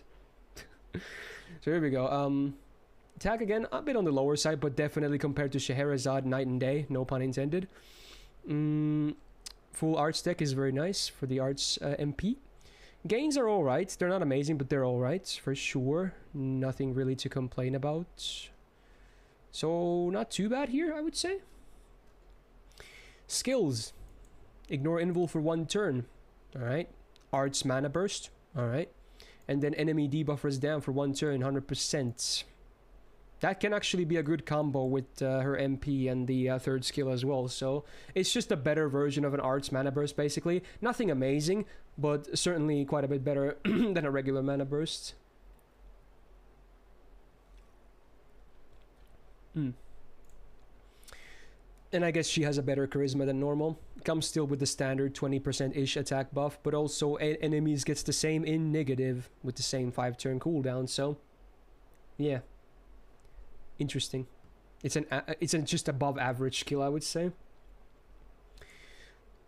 50% battery for self, so again, a lot of these have them. And then stun enemy for 1 turn, 60% chance, but I'm pretty sure this helps. So you can make it better. 7-turn cooldown though, because both stun and batteries tend to have long cooldowns, but yeah. Oh well. Still a fine skill, I would say. This is very great though. 12% permanent arts up. That's really good. Like top tier for her. Then she has a unique passive and debuff res up and debuff success rate up. Again, helps with this stun chance too, which is good. I'm gonna sneeze, I think. So close. It's not happening. No. But sadly, as I said earlier, she and Murasaki don't have MP buffs yet. So even though their attack is higher and they might even have more damage buffs in their kit, they still don't do as much damage. Now, the MP has a normal effect of skill sealing as well. I would prefer MP seal, but you know, it's okay, I guess. In some cases, it might be a demerit even, but yeah. And then defense down 3 turns, 20%. This is the standard, but it's also after damage, which would help if it was before, but sadly after. So yeah, she's not a great of a looper as oh, did I say single target? I meant AoE. If I did, I apologize. She's not as great of a looper as Scheherazade is. And boss potential for both, I feel like it's kind of interchangeable as well. So I would place her lower. And in fact, if George's information is correct, only Murasaki and Scheherazade can loop without starting gauge. She might actually need starting gauge as well, which again, you can't use Black Rail then. Which, I haven't tested it too much, but if that is true, that's also pretty unfortunate. This might be harsh, but I'm thinking B+, honestly. Oh my god, someone requested Rush. Someone has really good taste. Maybe A though, because she can still do it though, right? But she's definitely not as consistent and good as Scheherazade. Yeah. Yeah. Alright. I'm okay with A, I suppose. A for Anastasia. Dude, who requested this song? You have good taste. Right. Okay, taking a break from the looping. Well, I guess, well, for the servant in question, but yeah, maybe now we go back to supporting. So, it's the good old Skadi. Still the best we have for a quick support in this day and age, but maybe 2022 will be the year of the quick, who knows. So, a quick support is what she is, in case someone lives under a rock. Attack low, but that's good because you want the HP anyway. Double quick, double arts, I feel like is fine. Her gains are actually still pretty good. In fact, they're probably better than most of these supports anyway. So it's like Rhinus. Despite having double arts, double quick instead of triple arts, gains are still better on average. Because the refund is really good. Alright. One single target quick up, 50% 3 turns. And quick crit damage, 100% for 3 turns. 6-turn cooldown. Not bad. Obviously very useful for quick looping for those that can do it, but even for a DPS, Pretty massive buff. Like, the quick crits with this active are insane. They do so much damage. So much damage. It's like hero creation for quick, basically, with better uptime. AoE defense down 30%, three turns. Solid. And also 30% crit chance down 3 turns. Solid. Just, again, if you're using her against bosses, which most people won't, but you could, especially now that the MP is buffed. Solid skill.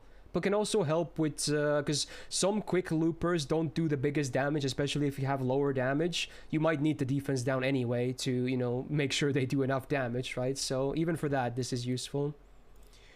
And then the targeted 50% battery, and that's it. The combination of these three is what makes her like a looping support.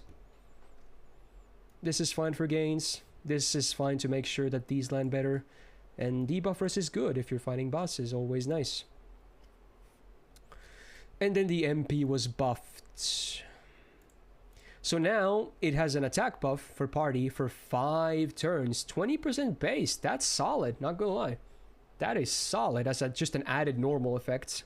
And it scales from the level 2 in case you're unfortunate like me to have MP2 or higher even.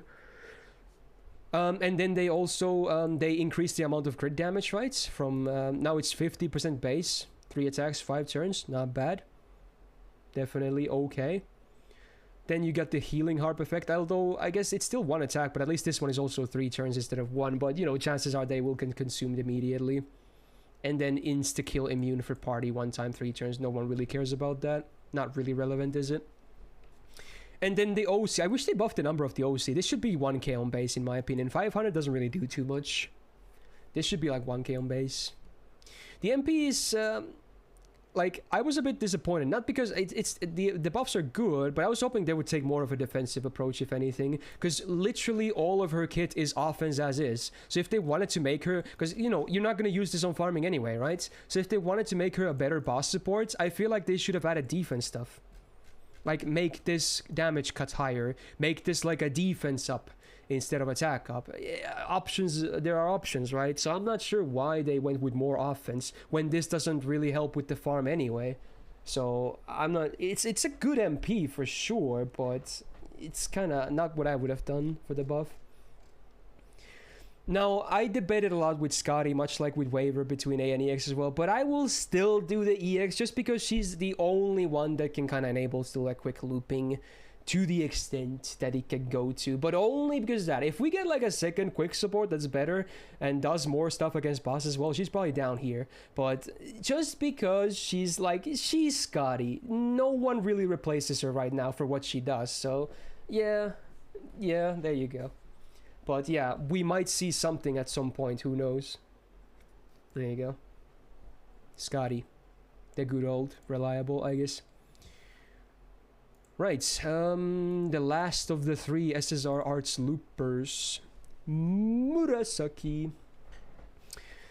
Obviously AoE Arts DPS / farmer, probably more of a farmer than DPS, but honestly has decent potential for DPS too, especially if the niche hits.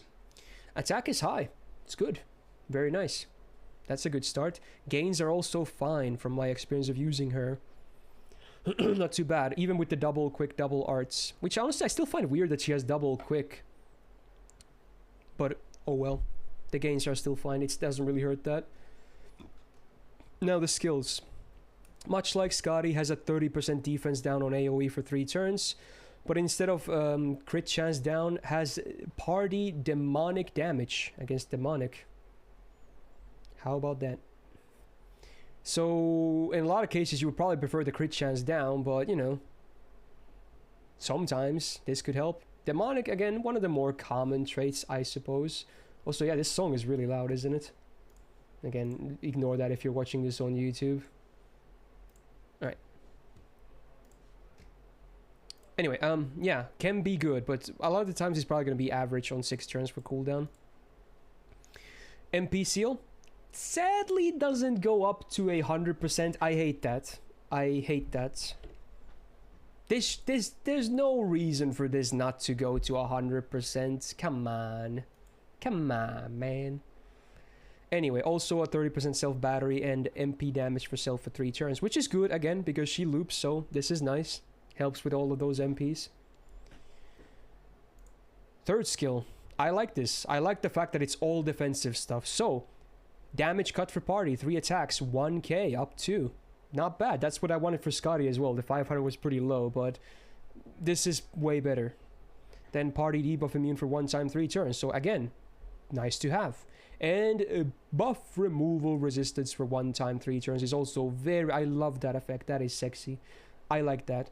5 turn cooldown. This is great. This is a great defensive skill. Just really good across the board. So again, this is why she has even better boss potential, because this is so solid as a defensive skill. Overall, her kit is fine, but I hate the fact that this doesn't go to 100%, and this is, you know, not always gonna do anything, so yeah. This I wish was a bit higher for the number, because it's only C+, so 7% arts, but oh well. This is good because you want your debuffs to land, because there's quite a bit of them in her case. And obviously, like Anastasia, her MP hasn't been buffed, maybe someday, but as is, not yet. Normal effect includes a buff block for 1 turn, which I like. I always think that's good, you know, utility as well. I wish it was like 1 time, 3 turns instead of 1 turn to make it a bit more flexible, but oh well. No problem, that is car. And as the skill as well, also extra damage against demonic. Sometimes good, sometimes kind of useless. But yeah, what do you guys think? Scheherazade A+, Anastasia A. I'm not sure if I can I place her here too? Like A+? I'm not sure. I don't know. I feel like I should distinct Scheherazade a little bit. But honestly, at least she can still supposedly do the looping without starting gauge as well, so... yeah.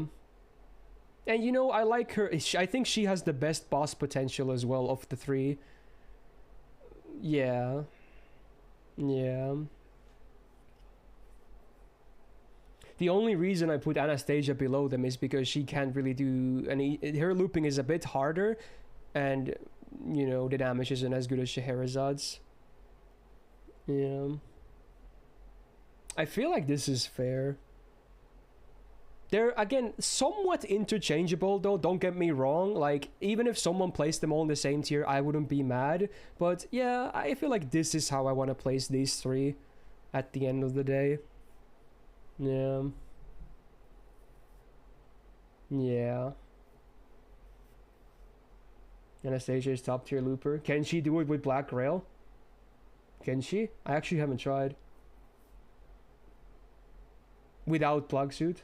Black Grail, no plug suit? Yes? Okay, well then they should be in the same tier. Okay, I was given misinformation. It is what it is. Okay, they're the same tier then. Alright, fair enough. Then they are the same. Okay. Cool.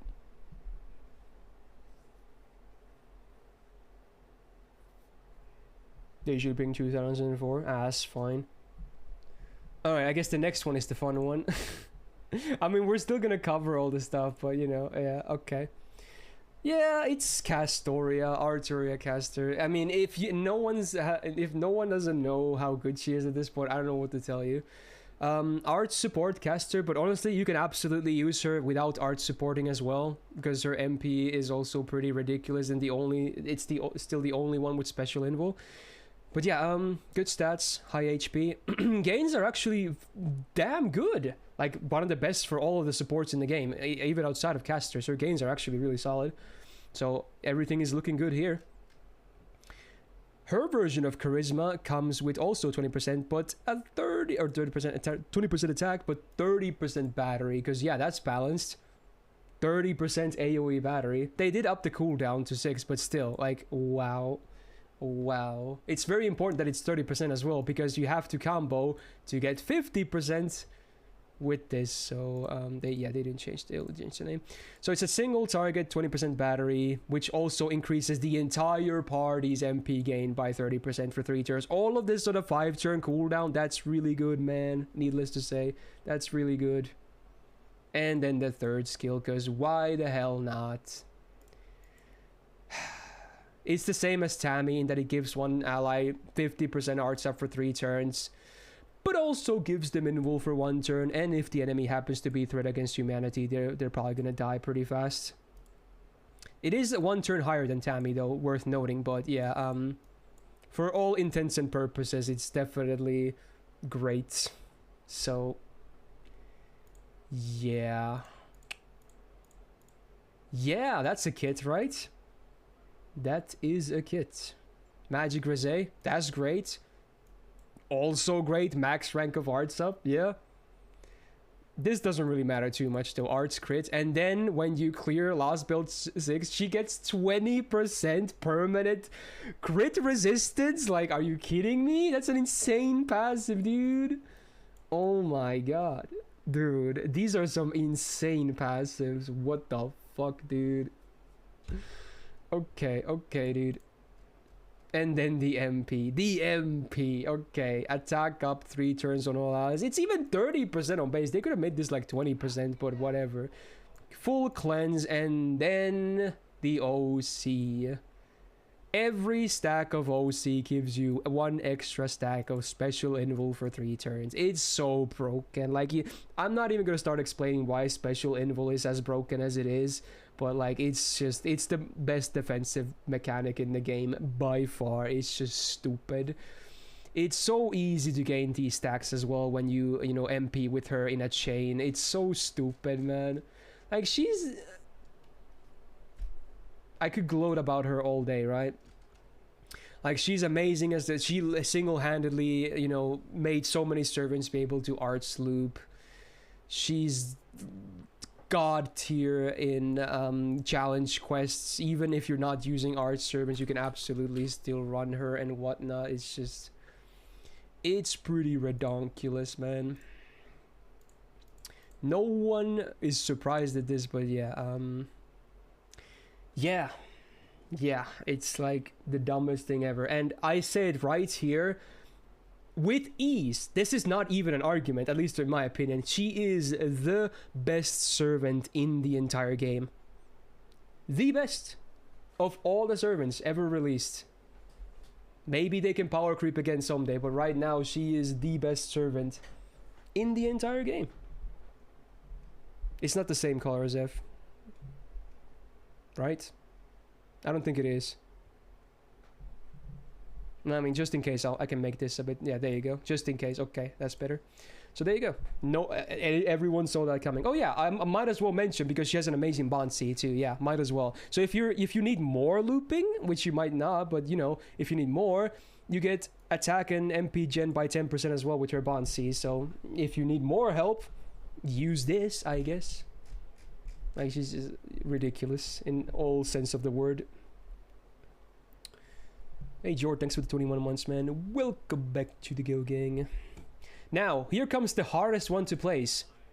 I studied Crane like crazy yesterday. I don't actually have her on JP, but man, she might be the hardest servant in all of these lists for me to place. She's like the big brain servant of FGO. Oh my god. So what is she? I would like to say she's a buff stacking crit support, first and foremost, pretty much in most of the use cases. Very weird and unique case, but I suppose in a good way for mostly. But yeah, attack is very low, which is good because you want the HP, of course, as a support, so that's cool. Full art stick, like mostly you have on casters, of course. Her gains look fine, nothing wrong with that, so yeah, not too bad. I think upstairs is completely great. Skills. Okay, here we go. Let's start with the skills. Okay, so it gives your 2 other allies an invul for 1 turn. Not for herself, but you know, there are ways to play around with this, obviously. Also, the other 2 allies get up to 100% star generation for 3 turns. So again, not bad. A lot of stars. And you will need stars with her too. You'll see that soon. 5 turn cooldown, not bad. And if your allies happen to be if they have costumes, aka they have the costume owning trait, which there's a lot of servants honestly this day and age, each one of those gives you up to 10 stars each. So if the 2 you're supporting both have this trait, you get 20 stars. So not bad. That's the best value, and in fact, in that case, this is a really, really good skill. That it's really good value at that point. And especially because, again, 20 stars, that's the magic number. Keep that in your mind for now. Alright, second skill. Self-battery. Just a flat-out 100% battery. Makes her very flexible. If she didn't have this, I would definitely not like her too much. But this makes her so much more flexible. Does 2k damage to herself. Not the biggest demerit, I suppose. And then taunts your other allies again. Not herself, but again, the other two allies you have for 3 turns. So similar to Odysseus, this time you can't choose the one who doesn't get the taunt. But yeah, I would say in most cases this is a merit. If you can protect them enough, which you know you're going to be bringing more supports with Crane anyway, it's definitely a merit. Because it's just going to increase their MP again as well. And also, chances are, if you bring in someone with her MP that's not a support, that's maybe a fragile DPS or a fragile support, it's good that they don't have the taunt as well. So again, there's a lot of thinking that goes into all of this, right? But it's a great skill. It really enables her to do the crazy things like she can, right? So, yeah. Now the third skill. This is why she has the crit potential. So she basically gives one ally self-mod A, so you have the same numbers for the absorb and crit damage. Well, just slightly under with the absorb, but yeah. 5 turn cooldown, so that's good uptime. I guess they also get insta-kill immune for 3 turns, not that it really matters that much. And then also, you know, she likes hurting herself. Is she a cutter? I don't know, but yeah, another self-hurting thingy. The kit itself is not bad by any means. And in fact, with the MP in mind, it makes even more sense. So let's take a look at that, I guess. Arts up is good. Star Gen, honestly, with her numbers, as a caster, it might be fine to have some of it. And then this one, I still don't understand. I tried to understand this. I don't understand. I understand everything but the last parts. So when she's on field, party gets 10% buff success rate up on received buffs. But I'm not sure what... This doesn't make any sense, right? Because you can't buff your sub-members anyway. I just don't think this makes any sense. Like, why is this here? You can't buff your sub-members anyway. And it only works when she's on the field. So it doesn't even mean that she would be on the sub-field. It's just a weird passive. But yeah, mostly because this doesn't really make any sense to me. Yet. Okay, yeah, yet. Future-proofing. Yeah, there you go. Alright, then the MP. Okay, here we go. So this is why the 20 stars is the magical number, because not only do you need the 100% MP gauge, you need to pay 20... Well, you don't need to pay, you obviously don't lose the stars, but you need 20 stars to actually use the MP as well, in top of the gauge. But what do you get when you use it? Well, okay, so the first ally, not targeted, obviously, because you can't target MPs, but, you know, you have to place your units in a smart way because of this. First ally, aka, you know, it's the same as Gong, right? If she's in the middle, you start from the left, and if she's on the left, you go to the right. So that unit will get base 20% attack up 3 turns, 30% MP damage for 3 turns, and then she yeets herself. Not... Well, I shouldn't say yeet because she doesn't sacrifice. Now, this is not a swap, okay? This is not a swap. This is not a plug suit. She moves herself to the end of the party and then basically pushes the party forward. So it's not a swap. It's not like she swaps with the last person, the person in the last slot. No. So let's say you have a normal party of 6 members, right? You use her MP. The unit that's on slot number 4, the first one on the back line, is the one that comes in when you use this MP for the first time. So that's how that works, okay? And she'll be at the back, chilling. Unless you fetch her with a plug suit, or unless your frontline wipes, you won't be seeing her again after that. So again, it's an interesting gimmick. And then also the ally who you give these damage buff to get the 30% battery. This is sometimes wasted. If you're using her for farming, which you can, this is a lot of the times just wasted. But if I feel like she's better on not farming because of, you know, her crit. Like, here's the thing. And this is also coming from people that use her a lot, that gave me pointers here. Crane's best potential is speed running bosses. She's a speed kill support. That's their best case use. Because to put it simply, with her, your main DPS can get 4 supports worth of buffs in 2 turns. That's the best case, basically. So she's like a speed run boss support. She can be used for farming as well, for sure. because you know the MP is free and she's gonna swap herself anyway. So if you need like more damage for your farmer, you can absolutely just do this for free, right? Because she doesn't need a CE. You get the full MP from this, and you just buff your farmer. But obviously that will take a 1 servant slot. But yeah, if you need damage, it's fine for that too. But even then, like her... And also I should mention, she has the best buff stack potential in the game. It's mostly a meme, it's not really that serious. Like, you know how the meme Merlin buff stack goes when, you know, you do the buffs, then you swap your plug suit your DPS, then comes a taunt, or you wait 15 turns for the cooldown to come back up, and you do that 3 times at most, because then you're out of taunters. But she doesn't really have a limit for that, because of the way her MP works. But again, it's mostly for fun. That's not really like a serious thing, the unlimited buff stacking thingy. But yeah, her best case is actually speed killing bosses, which is a viable strat, honestly. If you have, especially if you have like other buster supports, like depending on what you have for supports. So yeah, she's a very interesting case. I still stand by the fact that she's probably the hardest servant of all of these, including extra classes, for me to place in this tier list. But it's definitely one of the A's, I want to say. Now, which one? That I still don't know. But it's definitely one of the A's. She's a good addition to a lot of comps, but she's definitely not needed. But definitely a welcome addition to a lot of comps, if you're sure your team is good enough.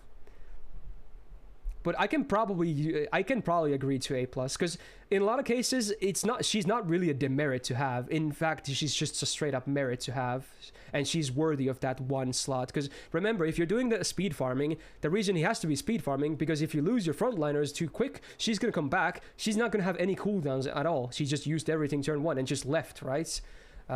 So yeah, she would be kind of a nuisance at the end if it goes on for too long. But in most cases, she will definitely just be a merit to have, just making your DPS that much better, I suppose. Even better if they're a crit DPS, so... Yeah, just because of her potential, I am going to put her in A+, but honestly, she could be all over the place. Is one of the hardest servants to ever play. She's so unique and crazy. I'm really looking forward to get her on NA, because I don't have her on JP, and I really want to try labbing and whatnot. She's going to be fun, but yeah, this is what I'm going to stand with right here, okay? And then the last one... I guess Martha was a bit newer, but this is the latest SSR. Izumo no Okuni. Single target quick caster DPS. Yeah, you heard me right. Quick. She was the first quick caster to begin with, and then immediately after they did support Martha with quick MP as well. Interesting. Yeah, that didn't take long. But yeah, attack. High. That's good. That's certainly very good. Also, yeah, I see you. Gains are pretty good, I would say. She only has 1 arts card, which is she's the only caster in the game to only have 1 arts card in her entire kit, including the MP. So, but from using her, I can still say that her gains are not bad, even if she only has 1 arts card. And yes, it's absolutely the Lancer deck. Yeah, gains are still good. And she also has pretty decent star generation because of the way the deck is, actually, funnily enough. Now the skills. Self-quicken buster up 3 turns each on 30%. I like that. Sadly, it's on 7 turn cooldown because it's also tied to a defensive mechanic of 2-hit evasion for 3 turns. The effects are good, but I wish this was on like a different skill, because I would like a better uptime for these, for sure. But it's still alright, I would say. But it's slightly awkward, because you want better uptime for your DPS stats, obviously. Second skill. Big chunk of star absorb for 1 turn, so you're probably going to get those stars. Also a lot of crit damage for 1 turn, up to 100%, so yeah. And also for that 1 turn, when you crit an enemy, you inflict 10% defense down for 3 turns. So that's cool. Can make for a decent turn. It's an okay skill as well. Again, it's only 1 turn effects on a 5 turn cooldown, but the synergy is good, so I like it, so it's still fine, I would say. And the third skill, targeted cooldown reduction. Why not? That's cool.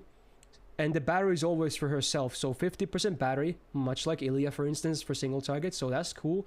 And a 15 star bomb goes really well with this, actually, so synergy. And again, you can totally target your support with this if you want, because she's gonna get the battery and the stars are for everyone anyway. So I like the flexibility with this. Obviously the cooldown is a bit high because it's a battery and a cooldown reduction skill, but I would still say this is a great skill. So again, much like Sanzang, she's got a great kit. Not bad at all. But yes, the downtime can be noticeable. But good thing is that her MP is still fairly spammable from using her, I can tell you that much. So even if her downtime otherwise is not the greatest, the MP itself is still pretty spammable. Alright, arts up in crit damage, cool. Debuff success rate up in crit damage, why not more?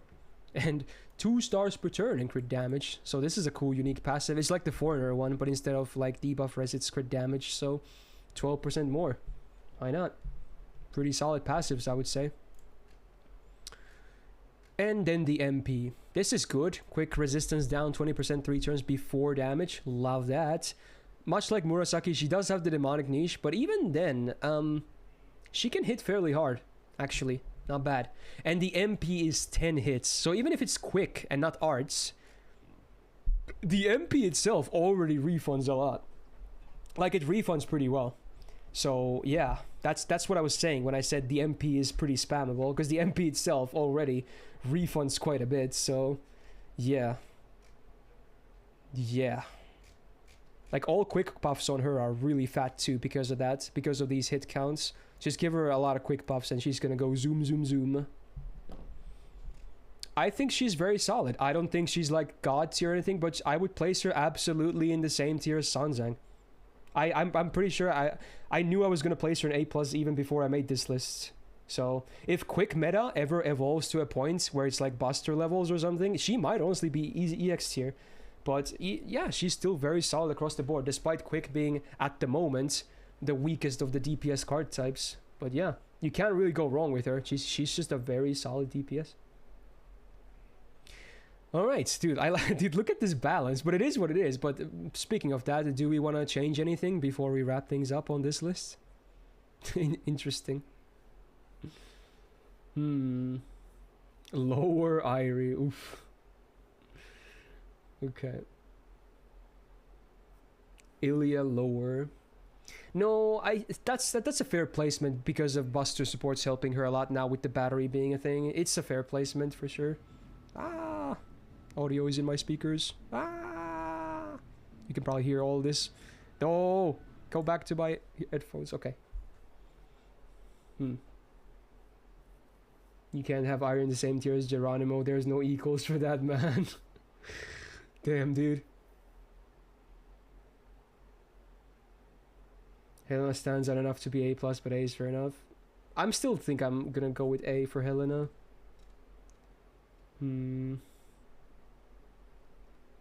No, a bit, Kirei, a bit.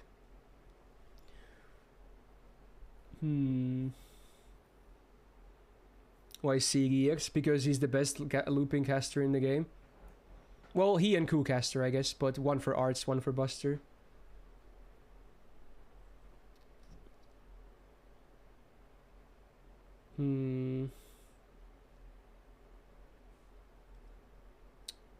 Honestly, I'm not even sure if I need to even change him much at all here. I feel fairly solid with this list.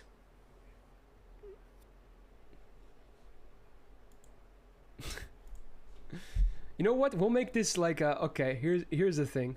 Just for the memes. Just for the memes. There you go.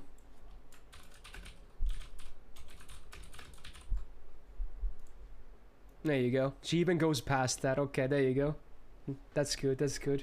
Alright. There you go. That's better. Okay. Yeah, honestly, I'm pretty happy with this list. Alright, let me zoom out just a little bit so it's visible on the stream as well properly. Yeah. I mean, again, people could argue about Waver and Tammy. I could absolutely see them both being like A+ or something, but I'm okay with this, okay? I'm okay with this. I'm okay with this. Waver mostly because he's so accessible and whatnot, obviously. And you can basically slot him in any party ever, and he's still gonna do fine. Maybe not the best thing ever, but he's always gonna work. So there you go. Damn, dude. Yeah, I'm actually happy with this. I was kind of nervous going into this, because I wasn't sure about some of the placements. I still don't have, honestly, the most experience with a lot of these, like Crane in particular. I wish I had her on JP. She's really fun looking, but at least I was given some good pointers by actual Crane users and whatnot, so I feel like the placement is still pretty fair.